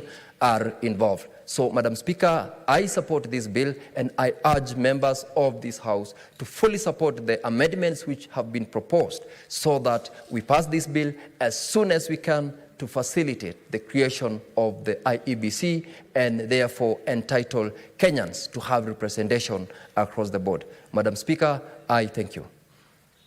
Thank you, Senator Sigei. Senator Beatrice Akinyi Ogola. Madam Speaker, I want to support this bill from the word go, Madam Speaker, and largely because, Madam Speaker, this was a great initiative of the NADCO report. Madam Speaker, NADCO itself was a demonstration of leadership in this country when great leadership came together and decided that it was time that we sat down as Kenyans, and the two groups were formed to deliberate on a number of issues, Madam Speaker. NADCO demonstrated leadership, and in the negotiations, Madam Speaker, and as we all know that negotiations are give and take, Madam Speaker, each team came up with their issues that were put on the table for deliberations, and we want to appreciate them that they were able to deliberate on the issues at hand as was presented by the two teams, and at the end of the day, Madam Speaker, they came up with what is referred to as NADCO. Madam Speaker, it also just demonstrates that with elections, elections come and go. And it does not stop each of the teams from sitting down to iron out on contentious issues. Madam Speaker, it was a great demonstration of goodwill by the governing coalition and the Azimio coalition. And thus, we have the amendment bill we are debating on today. Madam Speaker, I support this, that IBC, if well constituted, will run elections that stand the test of time. So, Madam Speaker, elections are so important, is a priority in this country because IBC, through running of elections, give us what we refer to as the representatives of the people. And the products that IBC give are seated in and legislating in county assemblies as members of, elected as heads of wards in this country. They are seated in parliament as a National Assembly as members of parliament representing different constituencies. A number are in the Senate here representing counties, Madam Speaker. And so, what the mandate of IBC is such a priority to Kenyans in general, Madam Speaker. It talks about boundaries, and boundaries in this country are also a top priority. That with those boundaries, be they wards, be they constituencies, be they counties, they are so dear to the people of Kenya because boundaries not only define leaders that our people will have, but they are also determinants of resources at either the ward levels, the constituency levels, and at the county level. Madam Speaker, these boundaries mean so much to Kenyans to the extent that with the boundaries, Kenyans know that they determine some employment quotas. That at some point in this country, employment was brought back to boundaries that people would be at, even the Public Service Commission, while making adverts, sometimes the numbers are calculated based on constituencies, based on counties. So, Madam Speaker, I support this because if the IBC is formed in a way that is acceptable to all of us, Madam Speaker, then the output will also be something that is of benefit to all Kenyans. But, Madam Speaker, as the boundaries are created, Madam Speaker, they must take into consideration equity. All Kenyans would like to compete in a way that they would like to see, if it is in a ward, they would want to see what is in that ward should also be entitled to other wards. Madam Speaker, on these boundaries, you see the issue of constituencies. Right now, Madam Speaker, we are looking forward to, once the IBC is constituted, Madam Speaker, we are looking forward to certain constituencies getting even more constituencies. Madam Speaker, in a constituency where I come from, that is Ndewa constituency in Homa Bay County, it is a constituency that has 7 wards, Madam Speaker. And Ndewa is so populated, Madam Speaker.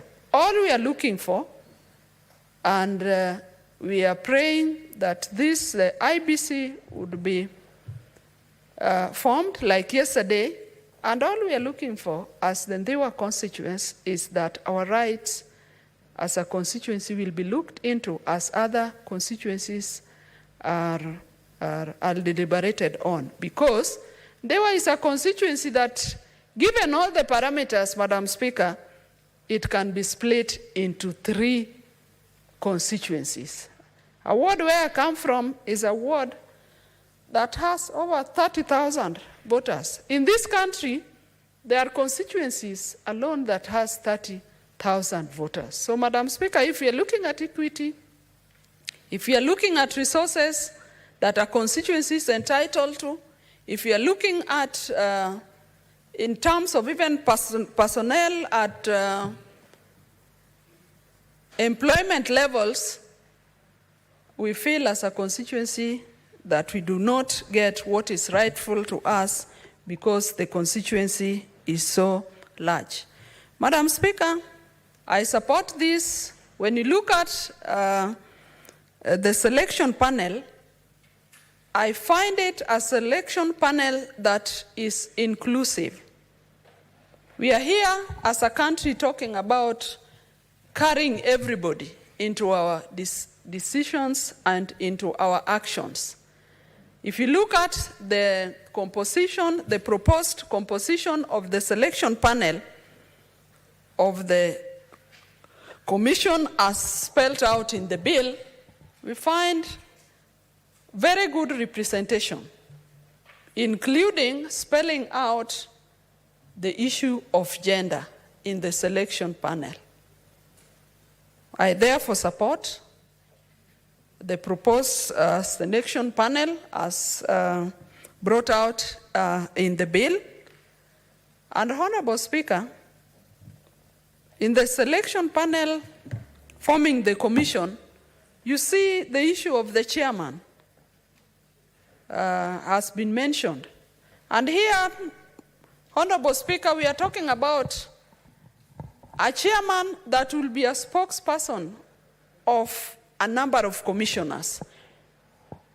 We are moving away from a chairman who is a know-it-all chairman who will be deciding, making decisions on their own, Honorable Speaker. Like we saw it in the last commission, we had a lot of disgruntlement. And I'm supporting this amendment because to me, it is going to cure some of those challenges that we have, Honorable Speaker. Honorable Speaker, the only missing link that was left out in the NADCO report was about the 2 third gender rule that has been contentious in this republic. And Honorable Speaker, the two-third gender rule is a constitutional right. And when we talk about the two-third gender rule, Mr. Speaker, sir, we are not talking about women, because a number of us, including a very senior senator seated next to me here, Professor Gender, a man I hold very highly. Whenever he talks about gender rule, he thinks it's about women. I would like to tell everybody that thinks that way, that the two-third gender rule is an affirmative position that may benefit, not benefit, may give women the opportunity to represent the women agenda at this point of time, but in the years to come, it may be the men that will need the affirmative position. So the NADCO report left out the two-thirds gender rule, and I'm looking forward, as I support the amendment bill, the IBC amendment bill, I'm looking forward to an IBC composed that will look at the needs of Kenyans, that will be able to help us implement that constitutional requirement. And Honorable Speaker, this is possible by the nominating parties that in their party list that will be presented to the IBC then, the parties must come out to present constitutional lists that will meet the threshold of the Constitution. Even at the nominating level, parties must go ahead. Honorable Speaker, I talk about this because it is the same parties that helped to constitute the NADCO committee that has given forth to the bill that we are talking about, its amendment today.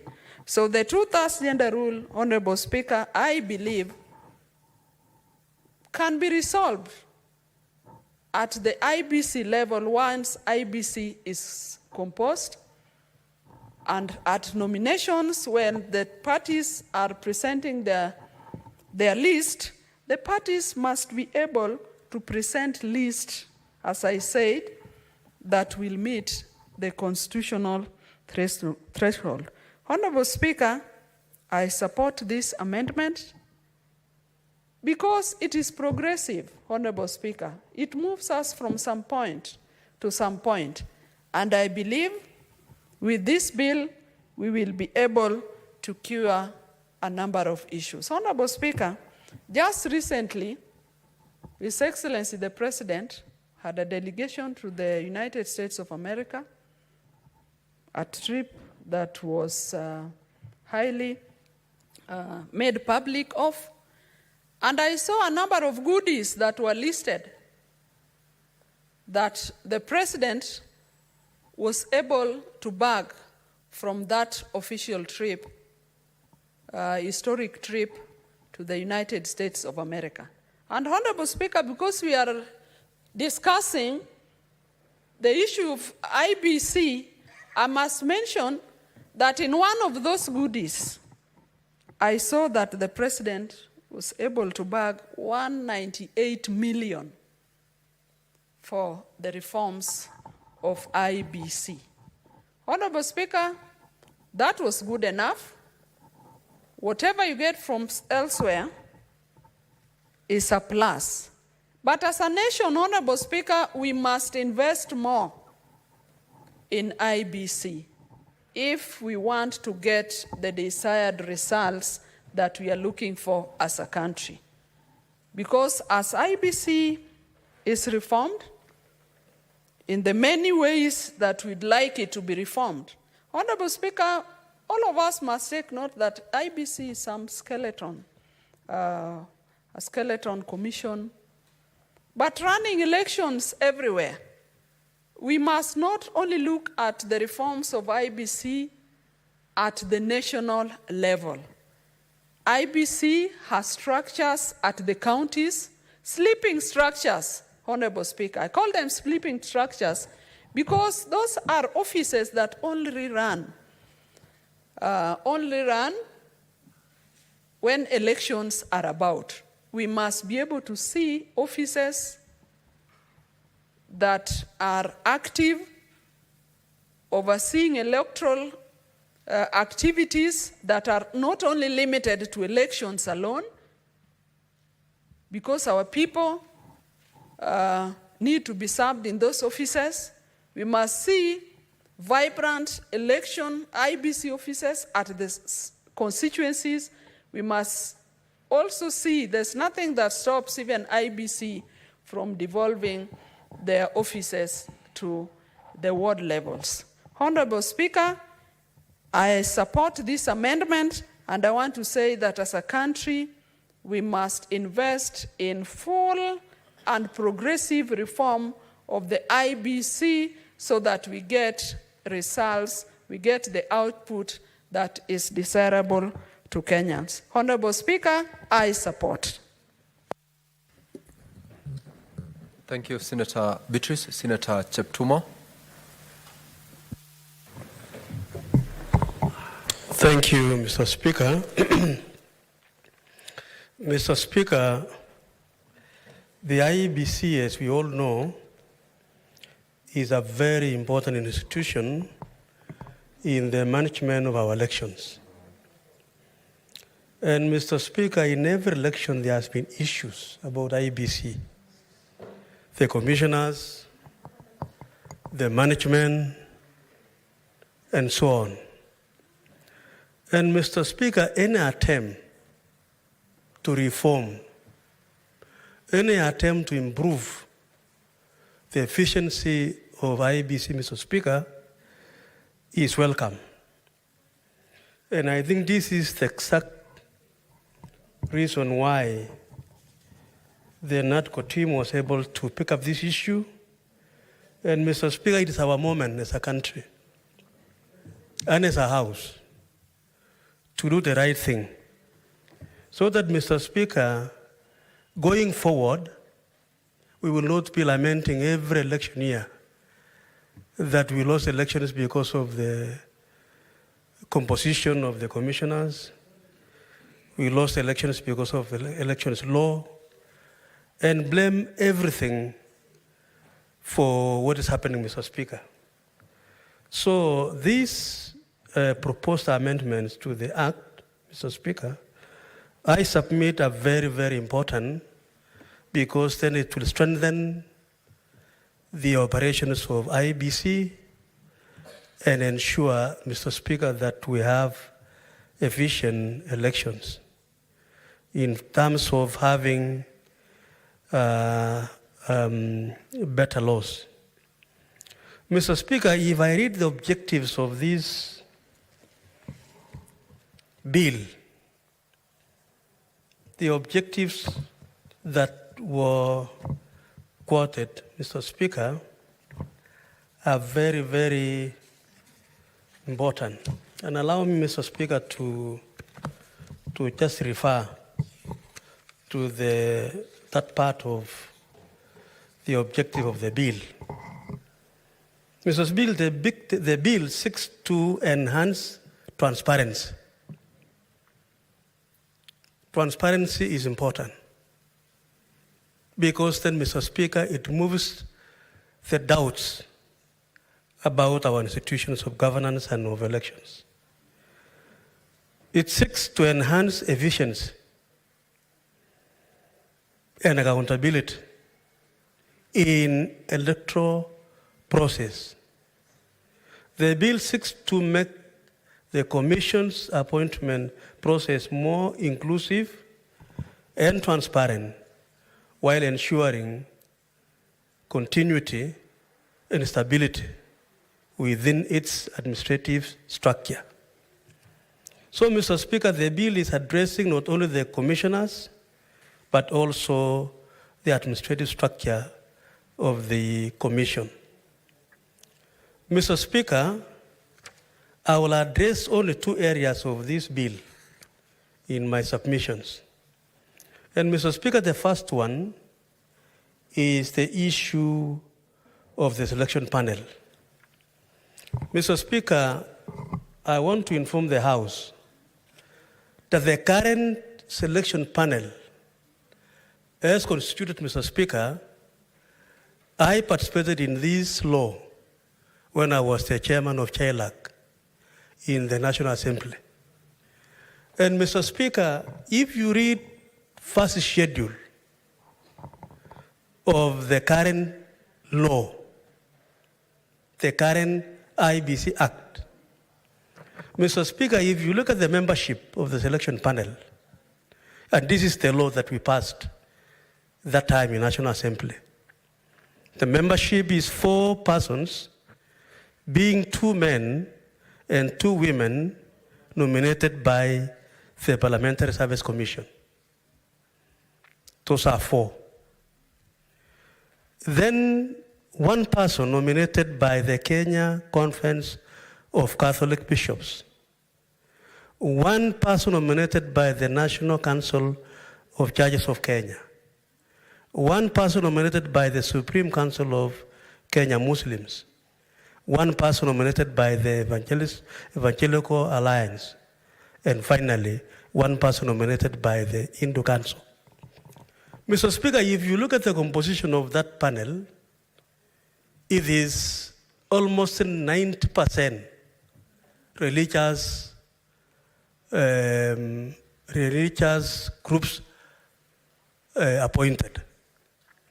And I think, Mr. Speaker, the current change of the institutions to nominate the selection panel, because in this bill, Mr. Speaker, we see in clause 9 of the bill, because that's the one I want to deal with now, that the membership of the commission, of the selection panel, shall be appointed by a number of institutions, which is a complete departure from the previous religious organizations. That's now we have 2 persons nominated by the Public Service Commission, 3 persons nominated by the political parties, liaison, and so on and so forth. It is only 2 members nominated by Interreligious Council of Kenya. So, Mr. Speaker, we have reduced the number of members to be nominated by the religious organizations to only 2 from the previous 5. Mr. Speaker, then we now have the LSK. LSK, Mr. Speaker, is a very important institution, and I'm supporting the fact that now at least LSK can give us 1 person in the selection panel. Members, Mr. Speaker, have already submitted here that there is need to relook at the Parliamentary Service Commission, giving us 2 people, and even for the political parties liaison. Issues have been raised about whether they are credible enough to be able to do that. And I think, Mr. Speaker, this conversation is important.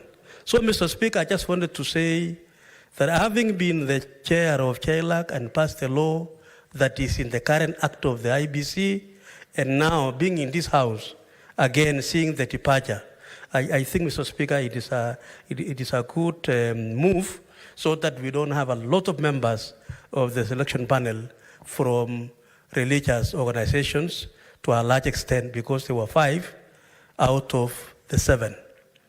Mr. Speaker, I've also seen the increase from, because that is what the law, what this law has done, is to increase the number from 7 to 9.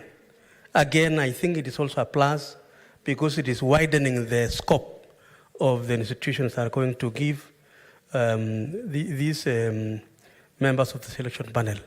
Mr. Speaker, the other progressive issue about this is, if you look at part 3 of that particular section or clause, the bill says the the respective nominating bodies shall select nominees for appointment through a competitive and transparent process.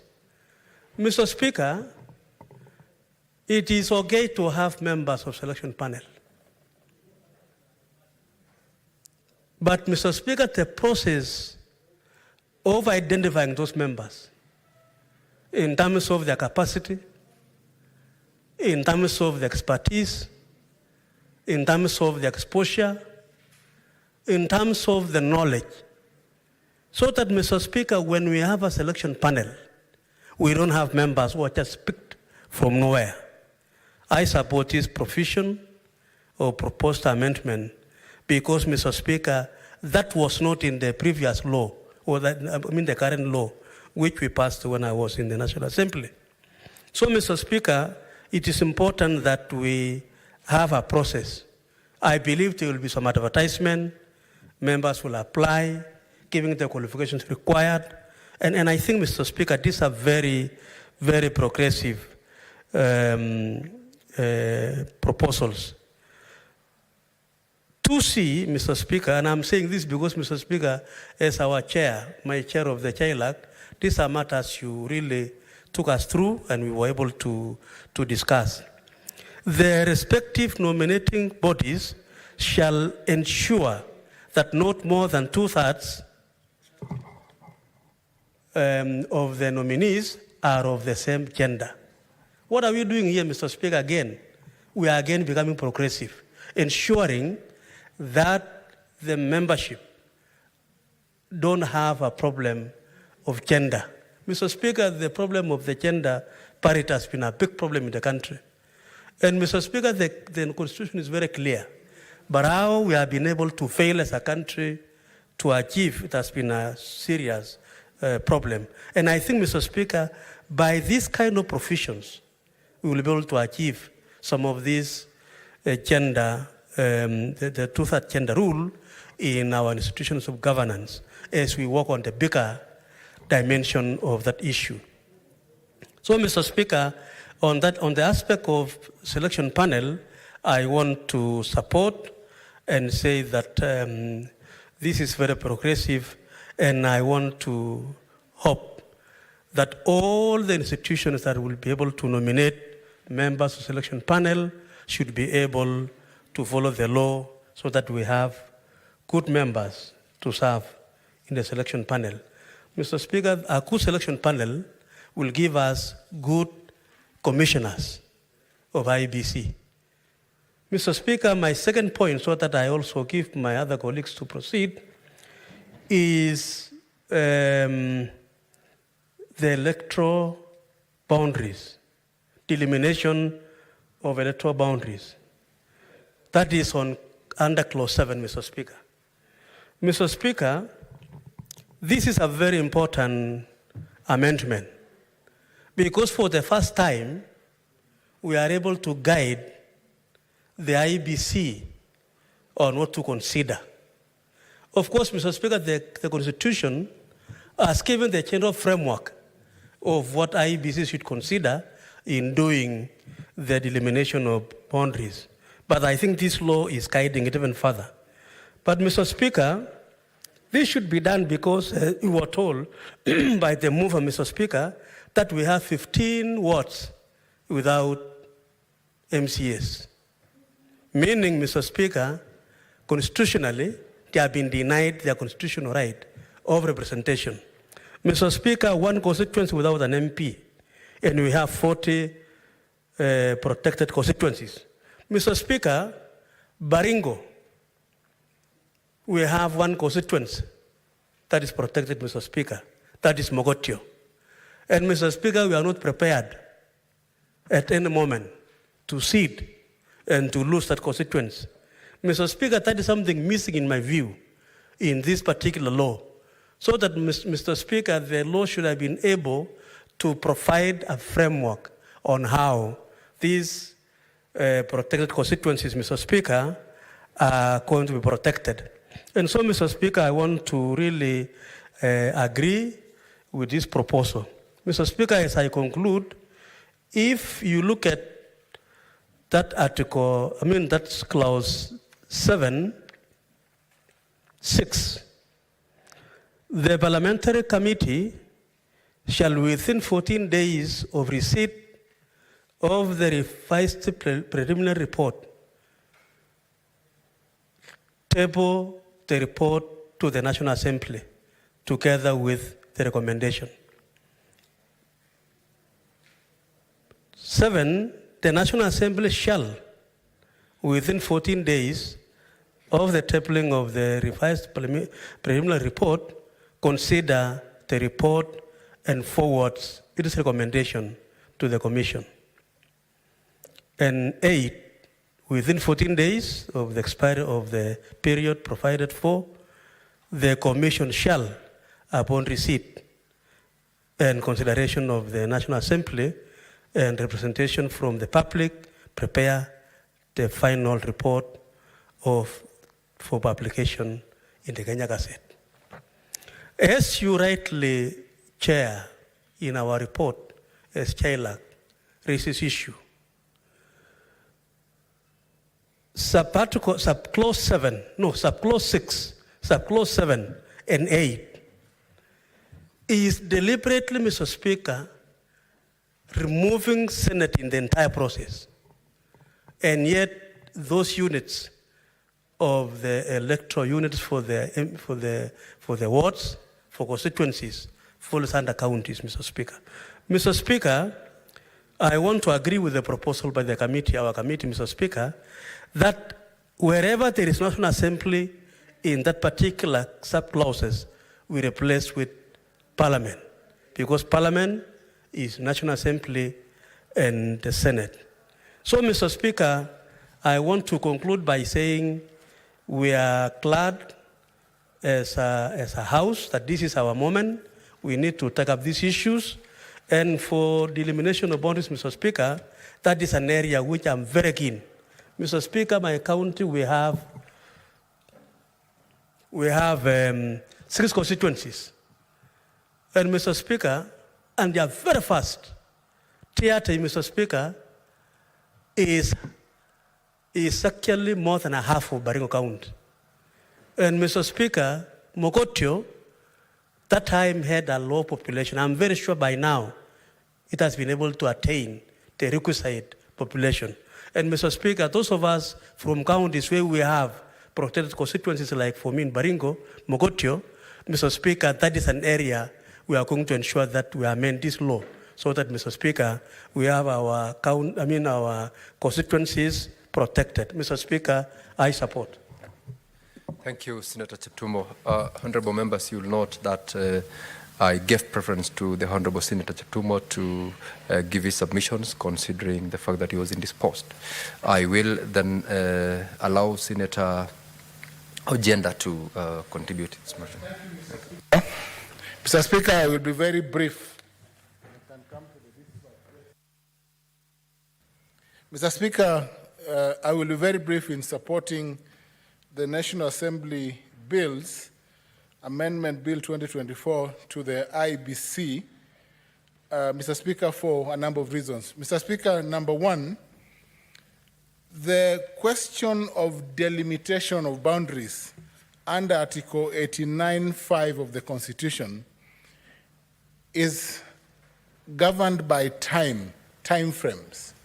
And it is not in doubt, Mr. Speaker, sir, that it is time that a boundary review be undertaken in this country so that the 290 constituencies can be reviewed and the wards that we have in the country can be reviewed so that new boundaries are set.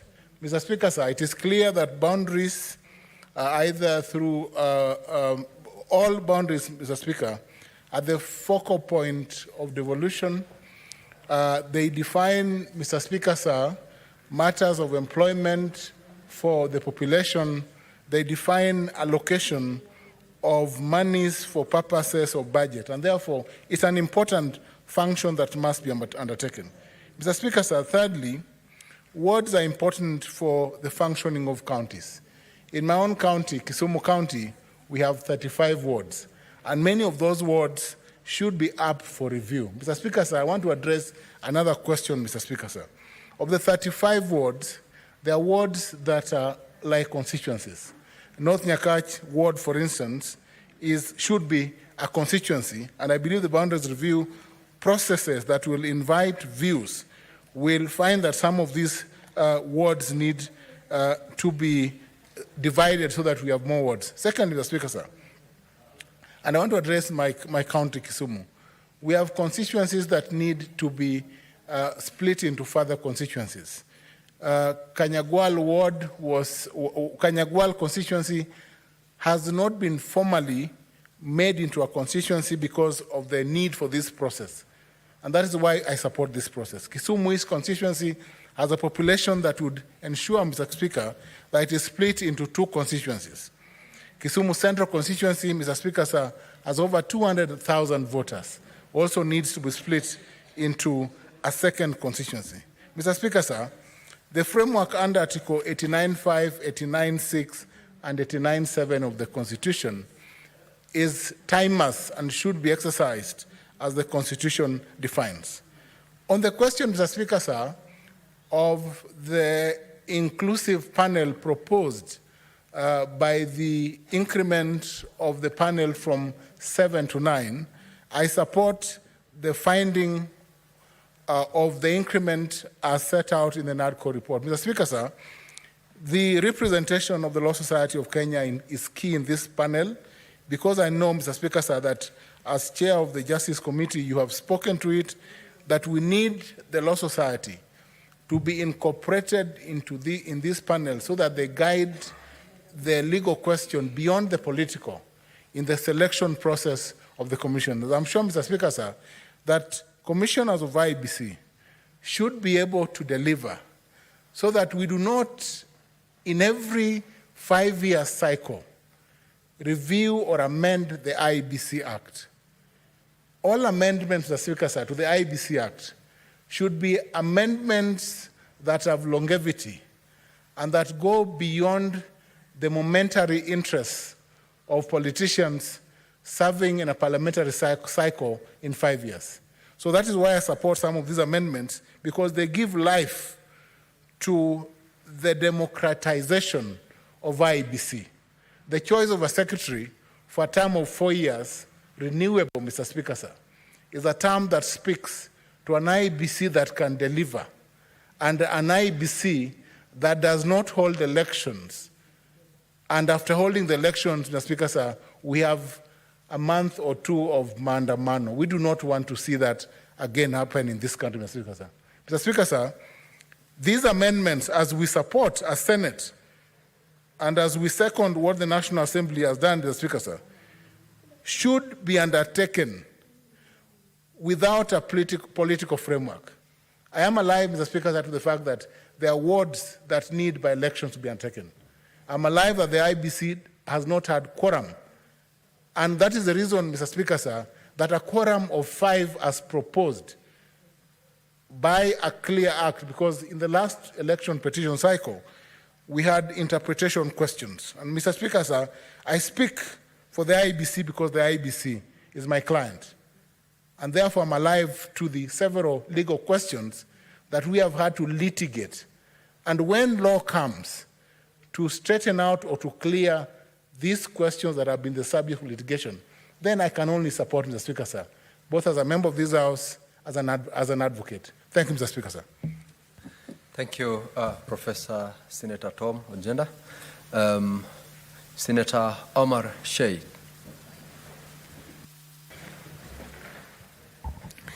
Thank you, Mr. Speaker, for giving me this opportunity. Mr. Speaker, I also stand up here to support the bill. Mr. Speaker, this is one of the ADCO report recommendation. The recommendation of ADCO is there is amendment of almost 9 legislation, and one of them is IBC.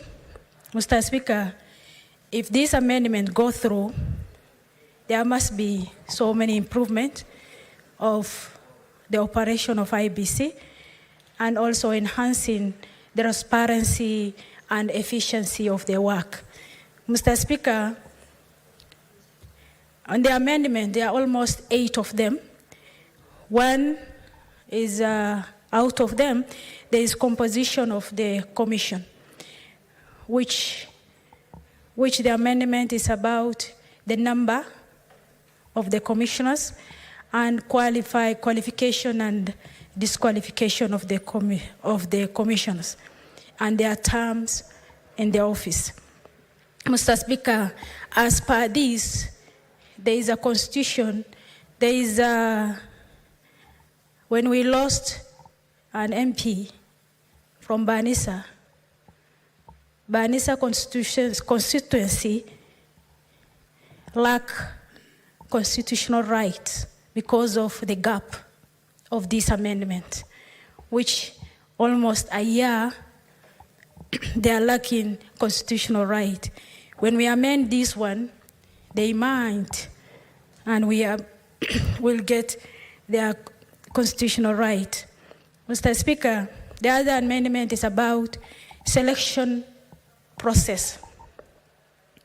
Mr. Speaker, on this, it is touching on process of vetting of commissioners and the role of the President and the Parliament in this case of selection procedures. Mr. Speaker, also there is operation of the framework of the IBC. Mr. Speaker, the role, this one touch on the role and the responsibility of the IBC. Mr. Speaker, we are in 21st century, and we are not supposed to use, we're supposed to use digital system because of we have to change our technology of how to operate election. Mr. Speaker, it also touched on voter registration, how to improve registration of voters and provisions of updating the voter materials and registration. Mr. Speaker, it also touched on amendment touch on also election conduct, how we have conducted our election. It will be, when we pass this amendment, it ensures that there is free and fair and credible results on elections. Mr. Speaker, in the composition of commissions, there is a nominee from ISPAC that automatically show there will be accountability, which will be auditing and the review of the activities of IBC. Mr. Speaker, with those few remarks, I support the amendment. Thank you. Thank you, Senator Omar. Senator Abbas.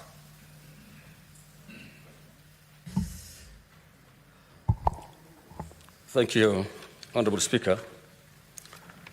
Honourable Speaker, I stand to support the bill, the amendment bill. As you are aware, Honourable Speaker, Kenya has experienced a lot of problems in terms of, election times. In every cycle of election, this country experiences a lot of problem. As a result of, especially the time of, announcing results, final results, there's a lot of discontent, and many Kenyans have lost their lives as a result of, wrong judgment or wrong information. At the same time, because of, boundary issues, and therefore I'll say that this amendment actually is timely. One thing you should know is that, as Honorable Mariam said, I think there is still lacuna in these places. That by the time the commissioners' term were over, the previous commissioners, I think there were a lot of gap that was created. We have constituencies today which have no representation in terms of parliamentary member of parliaments. There are many wards that don't have the representation, the MCS, and therefore the bill is still silent on those kind of things. In the absence of the commissioners, I think it will be the right thing to allow either the CEO and the team to conduct the elections, or they form a kind of an ad hoc representative of the commission. So I think we also need to think, see how best we can include those things. One other thing is in terms of the boundary delineation. As you're aware, I think boundaries in this country is so emotive, and at times of elections, there's a lot of disorder. You will see, what do you call the place where the elections take place? Actually, there's a lot of mix-up of the polling stations. You'll see a polling station in one constituency, but the same constituency maybe have another polling station, and in another constituency, which they call it, what do we call mobile stations. This has also been a big problem, and it causes a lot of confusion. So you'll see in one station, there are two polling station, places. That is, see, in one school, you have a polling station for one constituency, at the same time for another constituencies that in the neighborhood. I think we know to correct those anomalies. One other thing is, Honourable Speaker, I am not in agreement with the reducing of the term of office from 5 years to 4 years. I think the institutional knowledge is very important, and this is, an institution that needs to have a lot of knowledge, a lot of records, and I think if we do it, if we reduce the term of office, that will not be able to, at least we will be able to create a gap.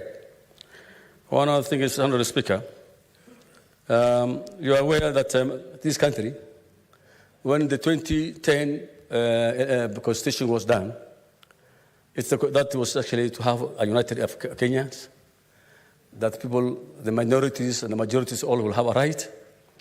But however, up to now, the minorities have been forgotten.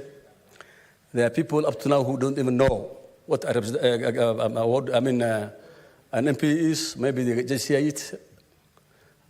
They only vote without any knowledge of what their rights are.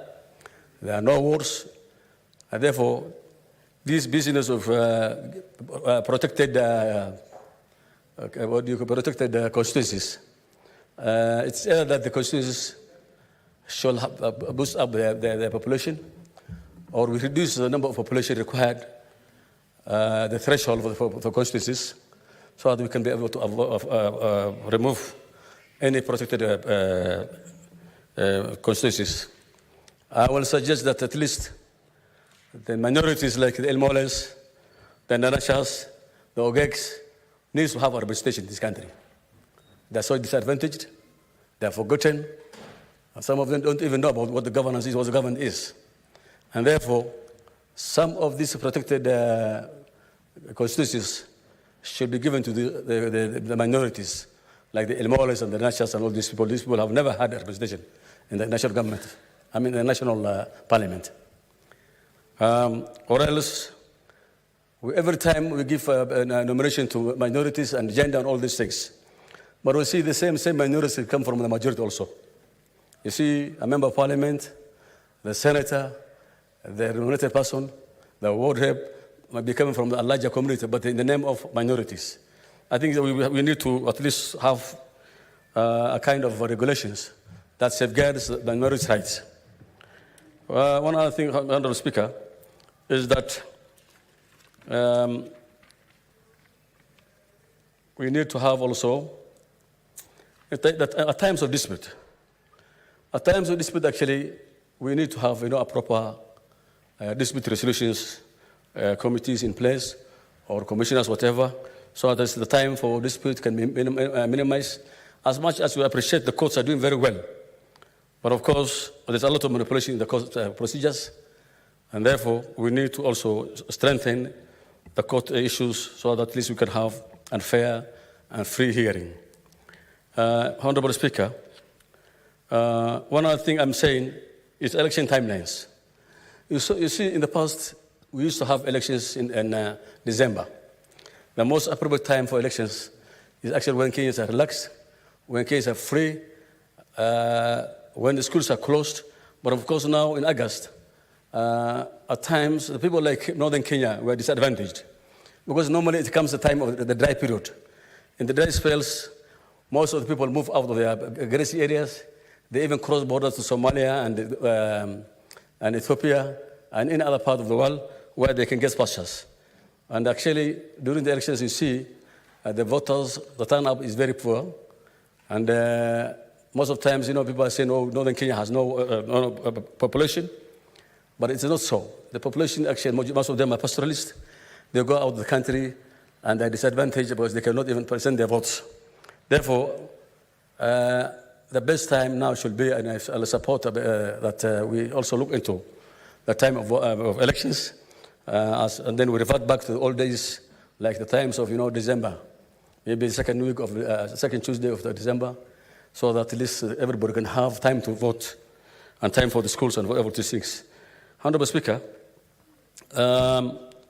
one other thing is actually the business of saying that the constituency should be based on population. Well, that's a great, good thing.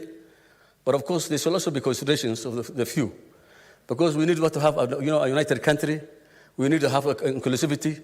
So if everything is said, population is the basis. Our last election in 2019, population's actually figures are so much manipulated. So much. It was actually too biased. And actually some of us still, some of the areas have a case in the court that the figures given was not the right figures for the population of a certain area like Northern Kenya. And therefore, that should not be the basis for elections. One thing, finally, Honorable Speaker, one thing is the issue of saying, the guy is now saying, the proponent of saying that 1 man, 1 shilling, 1 vote. Actually, those who constituted the Constitution of Kenya in 2010, all those who participated knew that we have majorities and minorities. And therefore, everybody was taken care of. But one thing that our friends in Mount Kenya should know is 1 shilling, 1 man, 1 vote, and 1 shilling will not work for this country. We need a cohesive country. We need all of us to have a right to get elected. And one thing is, in terms of taxation, every Kenyan is paying tax. Those who are multimillionaires are paying tax.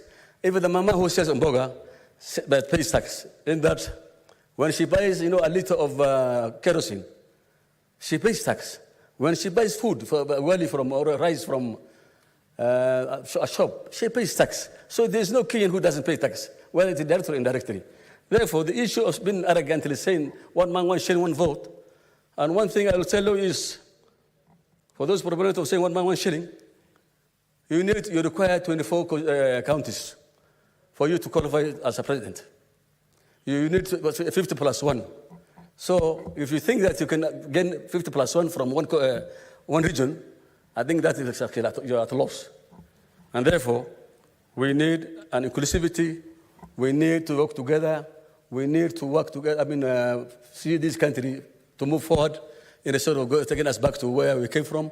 And therefore, with those few remarks, I beg to support the amendment.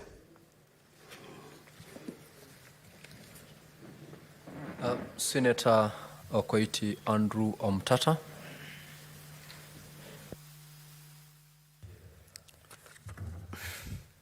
Mr. Speaker, sir, I rise to conditionally support the motion because we need an IEBC in place, whether it comes through the window or through the front door. We need an IEBC in place so that we can discharge the constitutional timelines that are some have been infringed, as Senator Omar has observed, in terms of by-elections for MPs and for wards, members of the county assemblies. But that being as it may, and I support the bill only because of that we should have it in place. But in the bigger equation, or in the final, when I do a proper analysis of this bill, I see that we are again going to fail. The IEBC we are going to have is going to be a failure because, and you'll not be alone, because you have seen all our independent commissions have failed in their mandate because we appointed them through ad hoc committees. There's no way an ad hoc committee can produce an independent body. I've never seen it anywhere. I've tried to research across the world. It's only in Kenya that we are trying to achieve the impossible by thinking that we can get an independent organ produced through an ad hoc committee. The issue of commissioners, we need to look at the best practices elsewhere. We cannot assume that we are going to invent the wheel in Kenya. All the democracies across the world, when you look at them, electoral officials are chosen by political parties. The people with a fight, the people who are contesting for power, are the ones who choose people who can sit there and represent their interests and let the contestants checkmate. But to talk of an ad hoc committee doing that, it's impossible. You get something like on the selection panel, religious leaders. What dog do they have in the fight for electoral seats? Civil society, and all these other groups. So I'm seeing this thing primed for failure. We should think of the IPPG way that we succeeded in this country, that gave us a successful referenda and gave us a successful 202 elections. Mr. Speaker, sir, the question of the National Assembly trying to assume that it is Parliament and the Senate does not exist is a very, very serious issue. And I agree with your submissions when you're on this side that wherever the word National Assembly appears, it should be replaced with the word Parliament. But better still, it could be replaced with the expression National Assembly and the Senate. There's no way an election can be handled through a law made only by the National Assembly. The wards are affected, the Senate itself is affected, we are elected through this law. It cannot be by the National Assembly alone. They are not our lords. So the Senate must be included, and I would rather be more definitive than what was proposed to use the word Parliament. We have the word National Assembly and the Senate. That is what makes Parliament. Parliament is not made of the National Assembly. In fact, it's a misnomer to refer to members of the National Assembly as the members of as MPs. We are also MPs. Senators are MPs, are members of Parliament. As regards the concerns that Senator Cherargei raised, that if the chairman, Mr. Chebukati, had been kidnapped, what would have happened? That something with the loophole would have come across to allow that. I think the question of bringing the presidential election to Bomas is unconstitutional. There's no provision in the Constitution for having a tallying center at Bomas. If you look at Article 138, Clause 2, it is very clear that the election takes place in each constituency, the election for president. We should have results for each constituency. We should know who has won in each of the 290 constituencies, and then we just get an aggregation. And the people to announce the winners in each constituency are the returning officers. Article 89 is very clear on how to conduct elections. So the idea that you have got a chief, I think the returning officer for the presidential election, is anathema to the provisions of Article 138, Clause 2, and Article 89 of the Constitution. So I hope that we shall have the fidelity to Chapter 7 of the Constitution and begin implementing elections as prescribed in Article 87, in Chapter 7. Even under Article 140 of the Constitution, where you have got disputes of presidential elections, where a petition is given 7 days and the court is given 14 days, I have seen people trying to say that the timeline is very short. Even judges of the Supreme Court have claimed it is very short. But the problem is that they are stuck in brick and mortar. They are thinking of manual elections. But if we are doing digital elections, 14 days are just too long. And I would also want to point out that in Raila 1, the first petition Raila filed, a question came up whether spoiled ballots count or not. Show me where in the Constitution you have got spoiled ballots. You only have spoiled ballots when you have a manual election. But because the Constitution dispenses at fully digital election, there are no spoiled ballots anywhere. So the spoiled ballots become a creation of the Supreme Court, and it's part of how the courts have been mutilating the Constitution through interpretations not anchored in law or fact.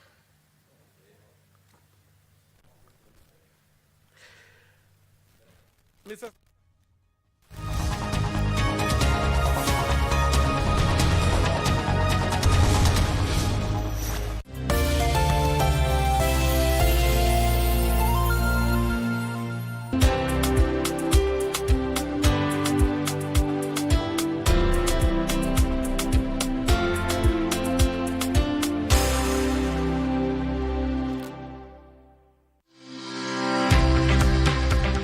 For 60 years, the African Development Bank Group has played an integral part in Africa's socio-economic transformation. From the 27th to the 31st of May 2024, the African Development Bank Group will host its 2024 annual meetings at the Kenyatta International Convention Center in Nairobi, Kenya. This year's theme will be Africa's Transformation, the African Development Bank Group and Reform of the Global Financial Architecture.